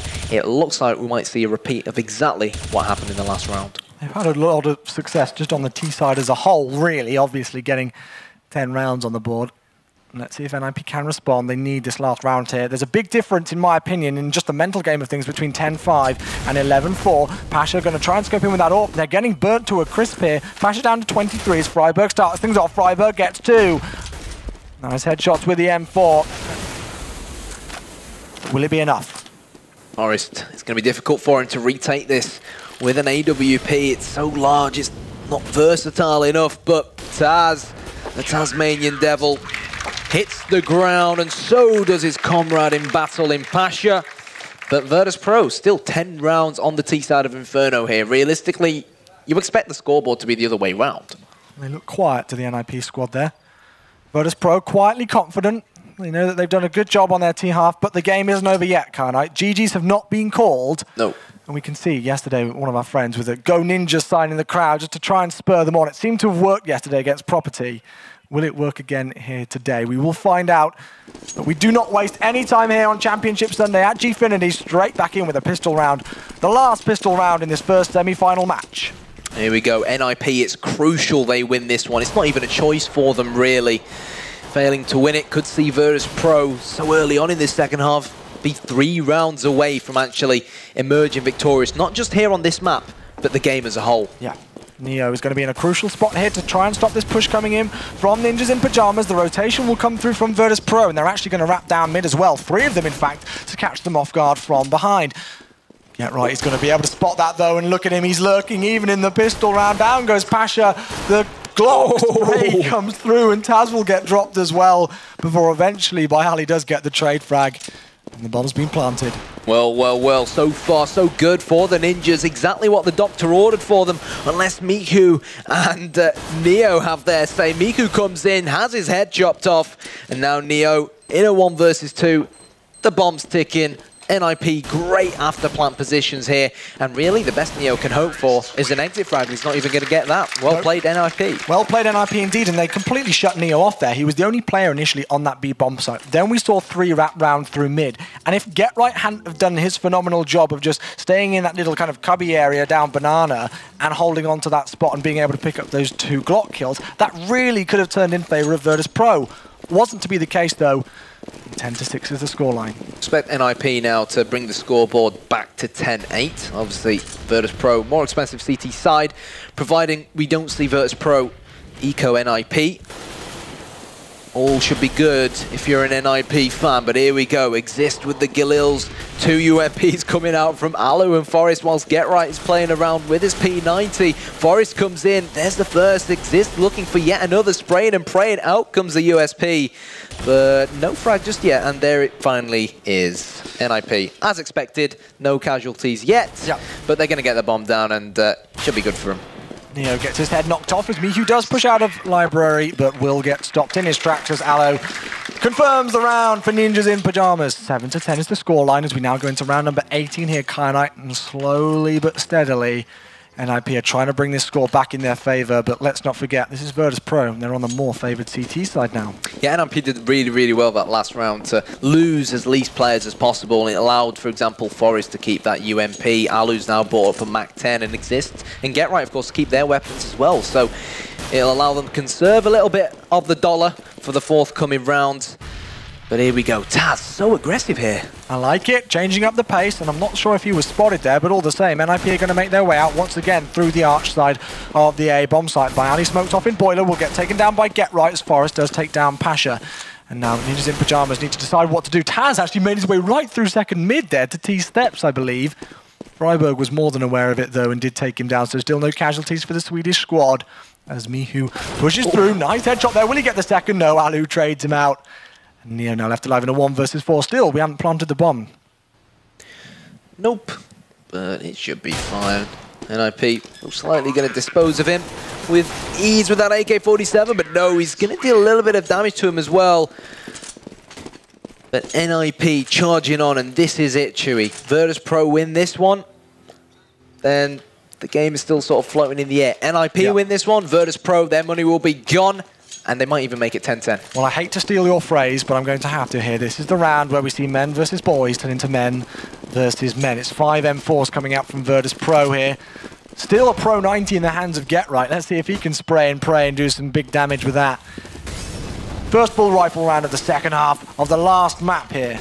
They're going to run straight into Taz, who's had one heck of a game so far. Exist gets the return kill by Ali. He played so well against Infused and Cloud9 in this pit area. Let's see whether he can do it again. He's in a crucial spot. They try to get the Molotov down there, but he docks and gets himself out of the way there, excuse me, as Alu and Get-Right will fall now, and it's all going to be left up to Exist as soon as Virtus.Pro get their rifles in hand.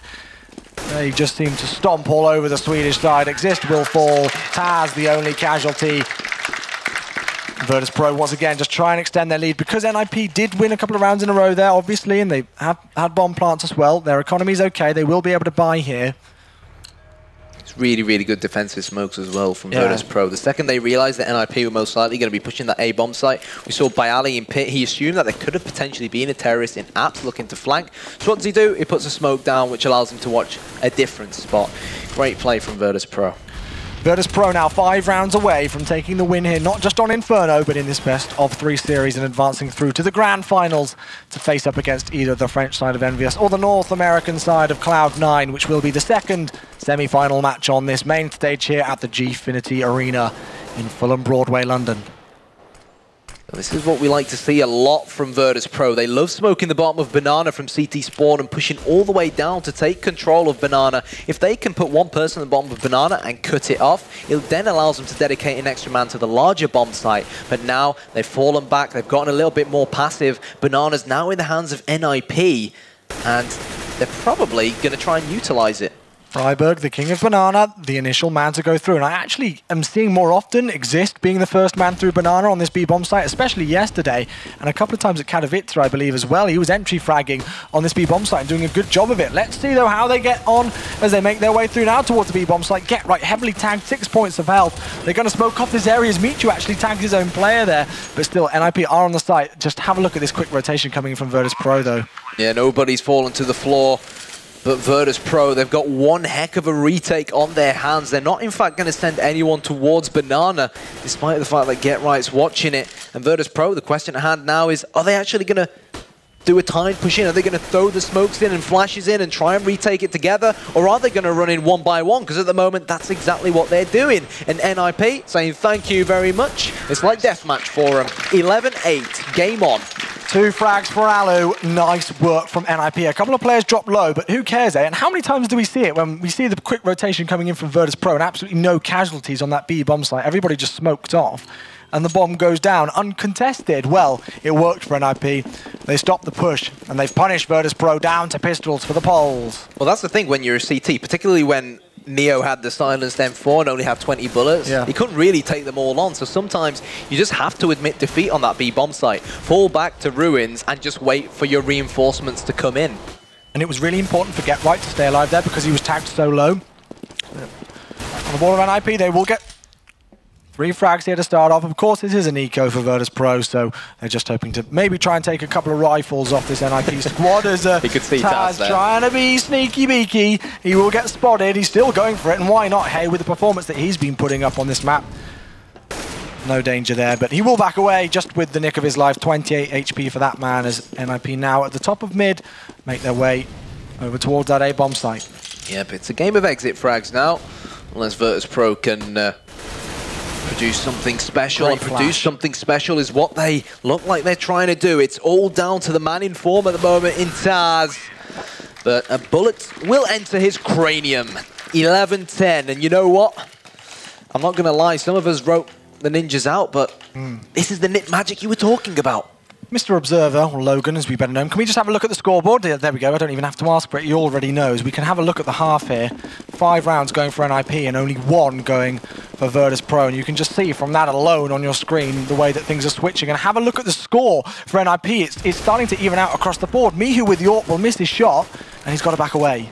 So unfortunate there, could have allowed Virtus.Pro to get an important entry frag to tilt the numbers in favor of Virtus.Pro. But here we go. NiP, they've had success on this smaller bomb site with loads of smokes to cut off the angles. But Neo is hiding in the fountain. He's swimming with the fishes. Bomb's gone down. Pasha has been spotted as well. And this retake is going to be tough. They failed it last time. Will they fail it again here? Forrest just ducking his head down. Neo still swimming, trying to see what damage he can do, but none will be the case as he goes to sleep in the pond. The last 3 players for Virtus.Pro left over towards A. They just need to save these M4s here, especially as Pasha is so low. Bialy actually with a FAMAS, their apologies.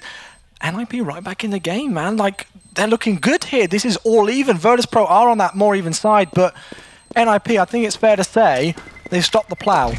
One of the ways how Virtus.Pro looked so good against Cloud9 was they'd smoke the bomb with Banana. I know I always talk about this, but they need to take as much map control as they can here. And this is very, very unlike Virtus.Pro's normal style of play. And if you go back to Katowice and actually create heat maps, what you'll actually notice is, up against the likes of Fnatic and Ninjas in Pyjamas, Virtus.Pro on a map like Inferno on the CT side do actually play Banana more passive. But it's a force buy coming out from them now, but I still want to see them just try and play their own game, not to try and overthink this, because individually they've got quality players. Well, have a look at this from Taz. He's going to be able to pick up 1, and his trades frags all over the map here. Bialy's going to be able to take down 2, in fact, with the FAMAS. He's not very, very low, and now we're in an even situation, but considerable damage done, considering the force buy by Virtus.Pro. Yeah, Neo will pick up that AK-47, and he's got a molly as well. So that's, of course, something he could utilize. But look at that positioning from Get Right. Definitely gets his positioning right. And NiP are on the verge of finally taking the lead here. I love that little spot from Get Right there. We actually saw T-Sac from Infused using that quite a lot the other day, but all the same, Alu finishing things off here on the A-bomb site now, securing another round for Ninjas in Pyjamas.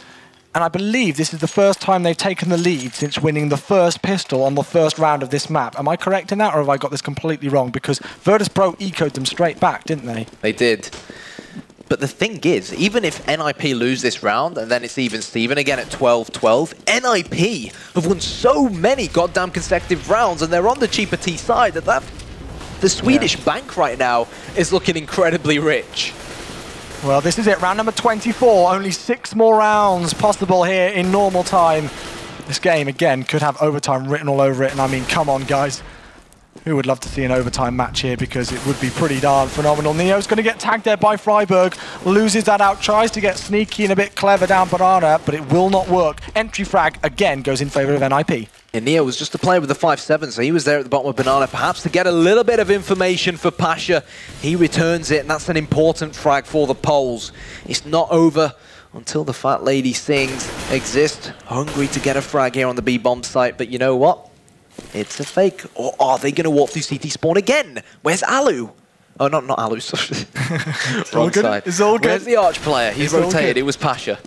Mihu does take down Exist, though, who was coming down Banana, and it's a 2-2 split now. 2 on B, 2 on A from the CTs. 32 seconds left. Mihu could be aware of this, and he has shut this push down single-handedly. 1 kill onto Forest, 1 kill onto Get Right, and the stand-in has saved the day for Virtus.Pro. Yes, unless Alu. There's Alu. Yeah, finally found him. You finally found him, mate. It's all right. It's been a long weekend. They're going to let him plant, which will give him that extra bit of dollar. Because, of course, you do get that small financial boost after planting and losing the round.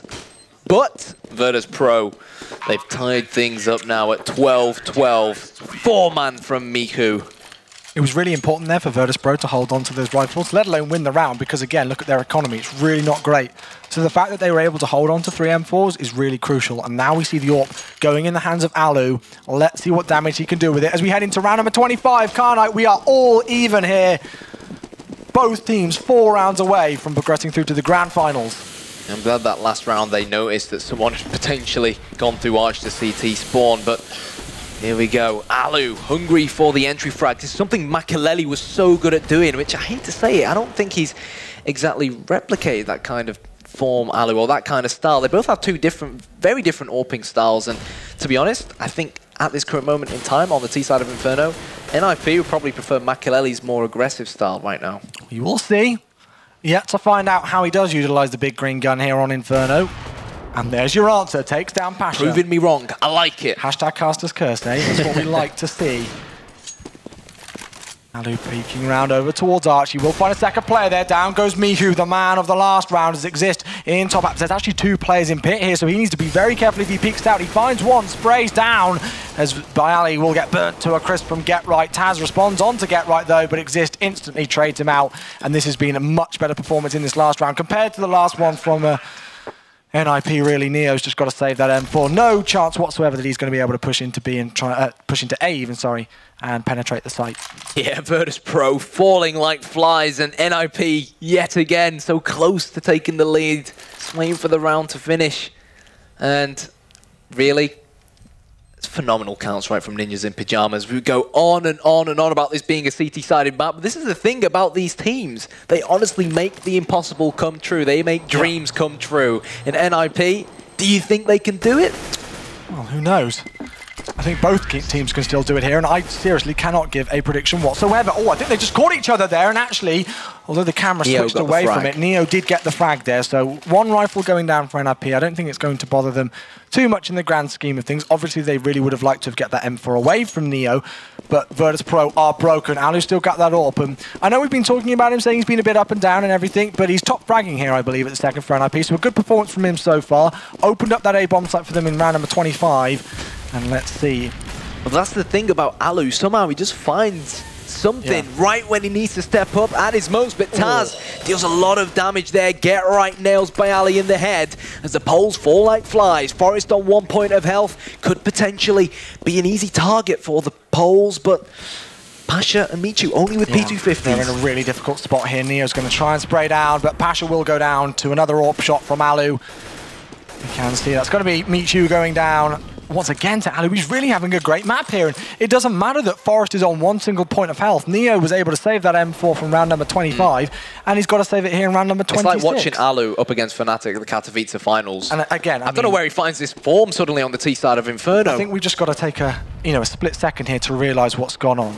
It was a 10-5 scoreline to Virtus.Pro. On the T side. On the T side of Inferno at the half.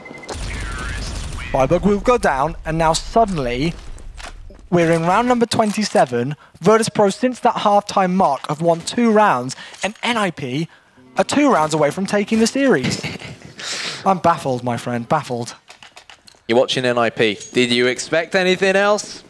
Here we go. NiP 14-12. Like Chewy said, 10-5 down on the more favoured CT side here on Inferno. But at the moment, it's been an absolute masterclass on how to play the T side of Inferno. It's been a masterclass on how to keep your head in the game. They could have very easily dropped and been out of the game after losing so much so that they did in that first half, and NiP didn't drop their heads at all. Still Virtus.Pro in with a shot here. Come on, we've got to get behind the Polish as well, because I just want to see this game go into overtime personally. I don't mind who wins. I just want to see it go right to the distance. Alu's in Boiler. In Boiler, but he's got to check that corner to the right of him where Bayali is hiding. Normally he plays in pit, but he's changing it round. A dynamic defense, and Alu with the kill. That could be huge now for Ninjas in Pyjamas. He's close to getting a second as well. Taz, the other player on this A bomb site. Neo creeping through the smoke at B. The bomb's been dropped at T-step, so NiP, they still haven't dedicated anywhere, but Neo knows he needs to get a return frag. Exist falls down, and this round could seriously go either way here. 4 versus 4. Alu now in top of the apps area, over towards balcony. He's going to make his way out, and we can see that Taz is just the other side of this smoke. Get Right needs to pick up this kill on him. Look at how close they are. Taz actually heard it back away there. Forest is going to take down Neo, though, who was already tagged. And have a look at this rotation coming in from NiP. Taz is going to try and catch it out as Alu peeks out suddenly. Alu gets another one here, and it's all on the hands of Mihu. A phenomenal play from Alu, looking to make it 3. Freiburg comes in, and the Ninjas in Pyjamas on the verge of pulling off the comeback. And you look at them on the camera. Gosh. Look at them on the camera. They're as calm as a cucumber. They're as cool as a cucumber. How do they do it? I just got nerd chills right down my spine. Literally, I just felt it go everywhere. As our friend again with the Go Ninja sign stands up in approval of the performance from Ninjas in Pyjamas. I get hyped up in bloody games of matchmaking, and they're... Let alone casting this. What a pleasure it is to cast as Exist starts things off. Is that the last time we will see Neo in this semi-final? We will see. It's a really horrible bye coming in for Virtus.Pro. It looked like they were down and out, but NiP, 2 more poles left to drop. But Pasha, the last line of defense here on the B-bomb site with the Swag 7. He's going to get one. Get right, hungry to return it. And Forest comes in, and NiP edging closer and closer to what is probably one of the best comebacks in CSGO history. I haven't seen anything like this in a while, and what a pleasure, as I said before, it is to cast. Taz now the last one left alive. With that CZ75 in hand, he will find Forest. Will he get the kill? No, he will not. Ninjas in Pyjamas, proving their worth, showing why they are one of the best teams in the world. They do not go down. It's great to see that they. Oh my God! It's great to see they're over the moon with it. Yeah. I think it's smile. I think it's the smile. That's it. I think it's relief more than anything. Yeah. But the thing is, when you see Exist smile, you know it's a rare smile. Yes, exactly. But congratulations to Ninjas in Pyjamas. Congratulations to all of us as a community as a whole, because so, that was one hell of a best of 3. I mean, I'm still getting nerd chills down my spine, kinda. That was really one great series. We were looking through the maps here, and there was a lot of discussion between some of us casters going, this map pool really favors Virtus.Pro. They look good here.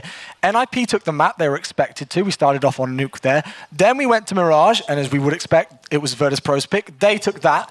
NiP were 6 rounds away from being knocked down to the 3rd and 4th playoff match, suddenly wake up, bring it back to them on the T side, and, well, there's going to be questions now about how CT-sided Inferno really is. And, I mean, kinda, what can you say about that series? I'm almost lost for words, believe it or not. Well, to be honest, I think the first 2 maps went exactly how we expected them to. Yeah. But Inferno, I mean, I've got to hold my hands up and say that I said that NiP had looked poor on Inferno so far, but they looked poor at Katowice throughout the entire tournament. And that's the thing about Ninjas in Pyjamas. They always start slow, even at major events, even at Cologne. I mean, who expected them to win Cologne with how poor of a group stage they had? True. But that's the thing about NiP. It goes down to the nitty-gritty of things. They somehow, out of the blue, they huff and puff and end up blowing the house down, and they blew down the Virtus.Pro. I've really got to give it up to Alu. He had a phenomenal second half there. Really, really great performance. When he got that AWP in his hands as well, he hardly missed. He really did some good damage. Credit to Virtus.Pro. What a series they have given us here as well. They just, you know, pushed it right to the line. They gave NiP everything they possibly could. Pasha, one of those standout players. Taz as well, doing what Taz does, just dominating the map at times. Unfortunately, it wasn't enough. Anyway, that is going to be it from Chewy, myself here, and Kyanite, my fellow caster. We are going to leave it now and try and get our breath back, I think. And over to the analyst, guys. Let's see what you think of that match. Thank you, gentlemen. Well, you're the victor. As a great philosopher once said, Rich, you know, if you want to play with magic, boy, you should know what you're falling for. And that was NiP Magic. Listen, NiP Magic. NiP Magic. The quality is NiP Magic. You have to be able to beat teams on their best map. You have to be able to overcome impossible odds. You have to win the 1v1s. It was all there, NiP Magic.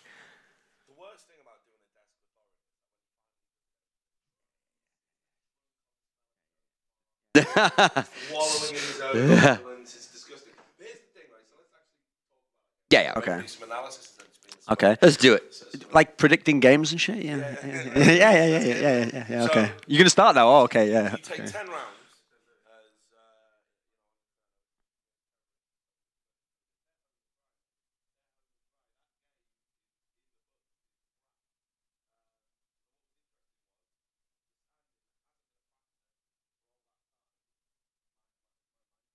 We're on a tight shot of me. I think your mic is off. We're going to fix Richard and his mic. All right, now we're back. One of those is easier to do, Rich. So all that jab, you didn't even get in. It's all right. I'm still picked it up on Thorin's side. They have to turn it up extra loud to sort of drown out his mouth breathing. But anyway, so as I was saying, you know, they get 10 rounds. They're home and dry. That should be in the books. They should won. Even you were sat here like, Carmel, this has happened. You know, this is pretty much a done game. But then when they switched to CT, that's probably the only time I've really seen this tournament, the standing factor really come into play, because Virtus.Pro were absolutely awful on holding B. They were just letting NiP come up banana willy-nilly. There was no issues there. They were getting on the sites, and then the retakes, the calls were too slow. Their CT side was completely broken, and that was what enabled NiP to really come back into it. So there's a lot of jokes out there in cyberspace about Virtus.Pro. That is a classic example. In fact, that's a bigger meltdown than what we saw with Cloud9. Yeah, and kind of in the same game, we saw them plow, like you said, great T side to the throw side. Not, think of not yesterday in that sense. when they played Cloud9 yesterday on Inferno. That was like lockdown CT. Like you couldn't even normally on Terrace side of Inferno, if you use your smokes and flashes right, you can at least get up the middle area. When they had like the plow mode on yesterday against Cloud9, they would have those crossfires, so you came out and it was just a shooting range. You just all got sprayed down immediately. You never even got to start the tactic. But today, they were in position to win this series. They've got 10 rounds T-side, just play out a really CT-sided map, historically one of your better ones where you're good on CT, and they couldn't get anything done. And NiP was just, it was magical. Like you couldn't predict the way they would win. That's you can't call that NiP magic. I mean, you can't, because it's got nothing to do with NiP. There's no magic has took place. Not unless they've took over the minds of Virtus.Pro through the use of voodoo and made them play awful. That's magic. One of my keys to the game, Rich, was Alu had to be really good. And he had like 20-plus kills. Yeah, but this game especially, he Taz came had more alive. kills than Alu, I think, by the end. They're going to start running some replays. So keep talking, but the replays start flowing for us. Taz had more kills than Alu by the end. So again, this isn't about Alu put on this like masterclass performance. This is about Virtus.Pro playing absolutely awful. And here we go back in time for Virtus.Pro and NiP. And again, actually, that was a really close game. We talked about Pasha. He had some questionable rounds there, I think. Again, the malfunction occurred for Virtus.Pro. They were comfortable on the CT side. I think they went 7-1 up in Nuke, and then they decided, hey, we're going to switch it up. And NiP were just there and able to sort of take advantage of some very questionable plays by players that are experienced enough to know better. So I almost felt like Nuke was kind of a bit of a throw, but fair enough, NiP are still an incredible team on Nuke, no doubt about it. Second map, obviously, Mirage, which come up in a bit. I thought Virtus.Pro were going to run away with this game. I honestly did, and I'm amazed by what happened. So again, back to Nuke here. You can see this is the comeback finally. Yeah. I don't know. Maybe this is a highlight for Virtus.Pro still. No, I think you might be right, Duncan. Oh no, there it is. It's out there. Taz getting a 4-man. So there you go. Yeah. Hell is now officially frozen over. He won't like me saying this, but the problem with Taz, top fragging like that, it's a bit like if Exist ever does it. Usually it's a sign that something's wrong in the team because he's not the established star. Usually, unless you're having some exceptional game where everyone's on 20+, if Taz is top of the scoreboard or Exist for NiP, that usually means like Forrester Getright's not on, Bialy and Pasha aren't really on their game, and so as bizarre as it sounds, sometimes there's a reason there's like a hierarchy of like whose responsibility is what in the team, and on rare occasions, maybe Taz could carry and they'd be winning the game. But I'd usually bet if he's top of the scoreboard, the game's probably got some problems in it for Virtus.Pro. Yeah. And that was that 2v2 again. I guess that does tie into the NiP magic there when they were 8-1. That was really the start of NiP getting a foothold in the game, and of course the half finished 9-6 overall. That was actually a thing as well in the game. It wasn't back and forwards, even on Inferno where it can be a back and forwards map. It was like runs and stretches. That's what allowed these comebacks. Because you were thinking, okay, if they're up 10 to X or whatever, okay, you just grind out a round here and there, but they couldn't do that. NiP would run off a whole string of rounds against them. And there's Freiburg getting a wall bang there on that sort of wall bang from inside almost never happens. Never happens. I mean, you can maybe get it from the other way, but I mean that's a nice little moment. But obviously at that point, NiP are on the easier side. They're starting to get the momentum going. They had a ridiculous run of rounds coming into it. But picking up on the point that you make about Taz, what I think is interesting, we haven't really talked about this so far today, is the word on the street is that Neo's took over the calling. Sorry, maybe he'll do some casting there. They took over the calling for the team, and obviously Taz was kind of doing that before, and now Taz has had some good performances. Maybe that frees him up a little bit to be a better player. Maybe the burden of calling is kind of what holds Taz back sometimes. I don't know. What do you think about that, Duncan? You're smirking. He must have called for a lot of his career.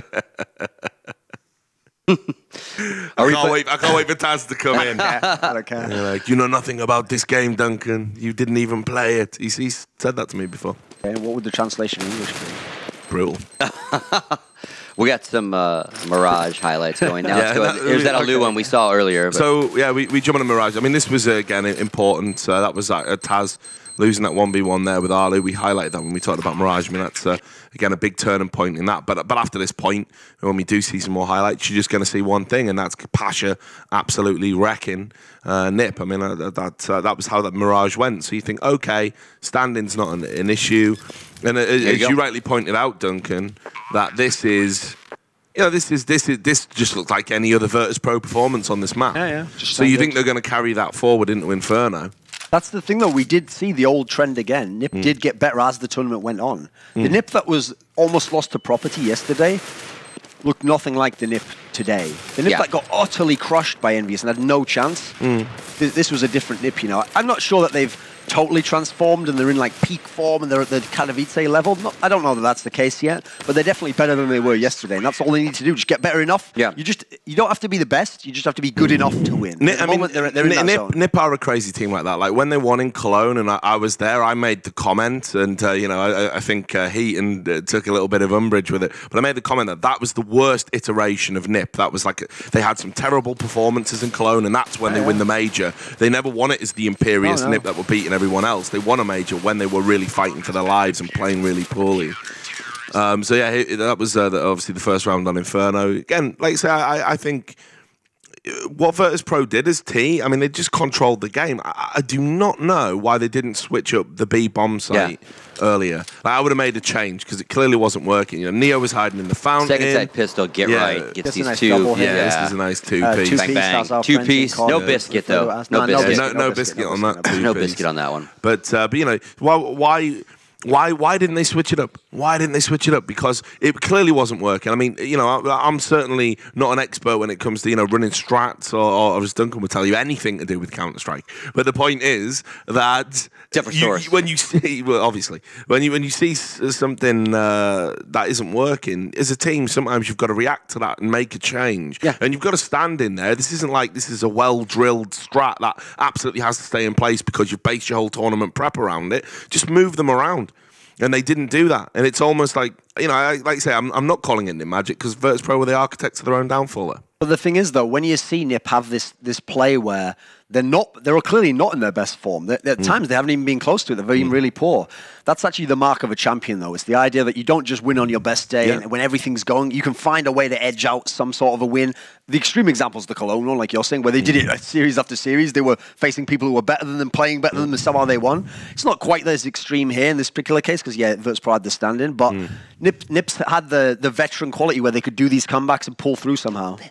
So we got the bracket up anyway, so you can see what it means in the big picture.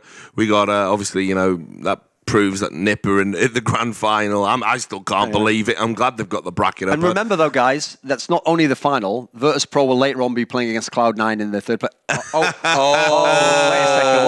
What have I done? Man, I tell you. I mean, they're the loser of the Cloud9 versus Envy game. I guess we know your prediction. Yeah, okay. I'll tell you guys at home a story, right? His love for the Envious team is so transparent.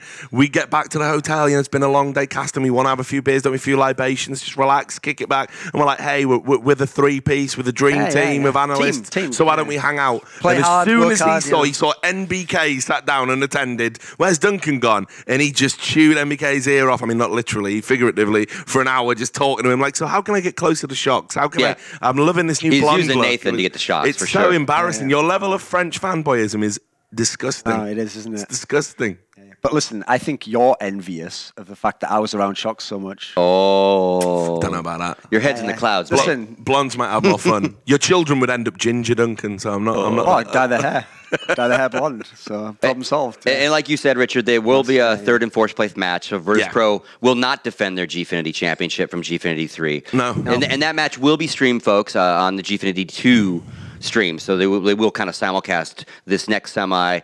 We have to wait, obviously. That'll end. We'll have the two in that bracket. That'll start firing up as and then they'll set up the final. So they'll kind of be at the same time with a little bit of overlap, because obviously one's best of 5. That'll take a little longer.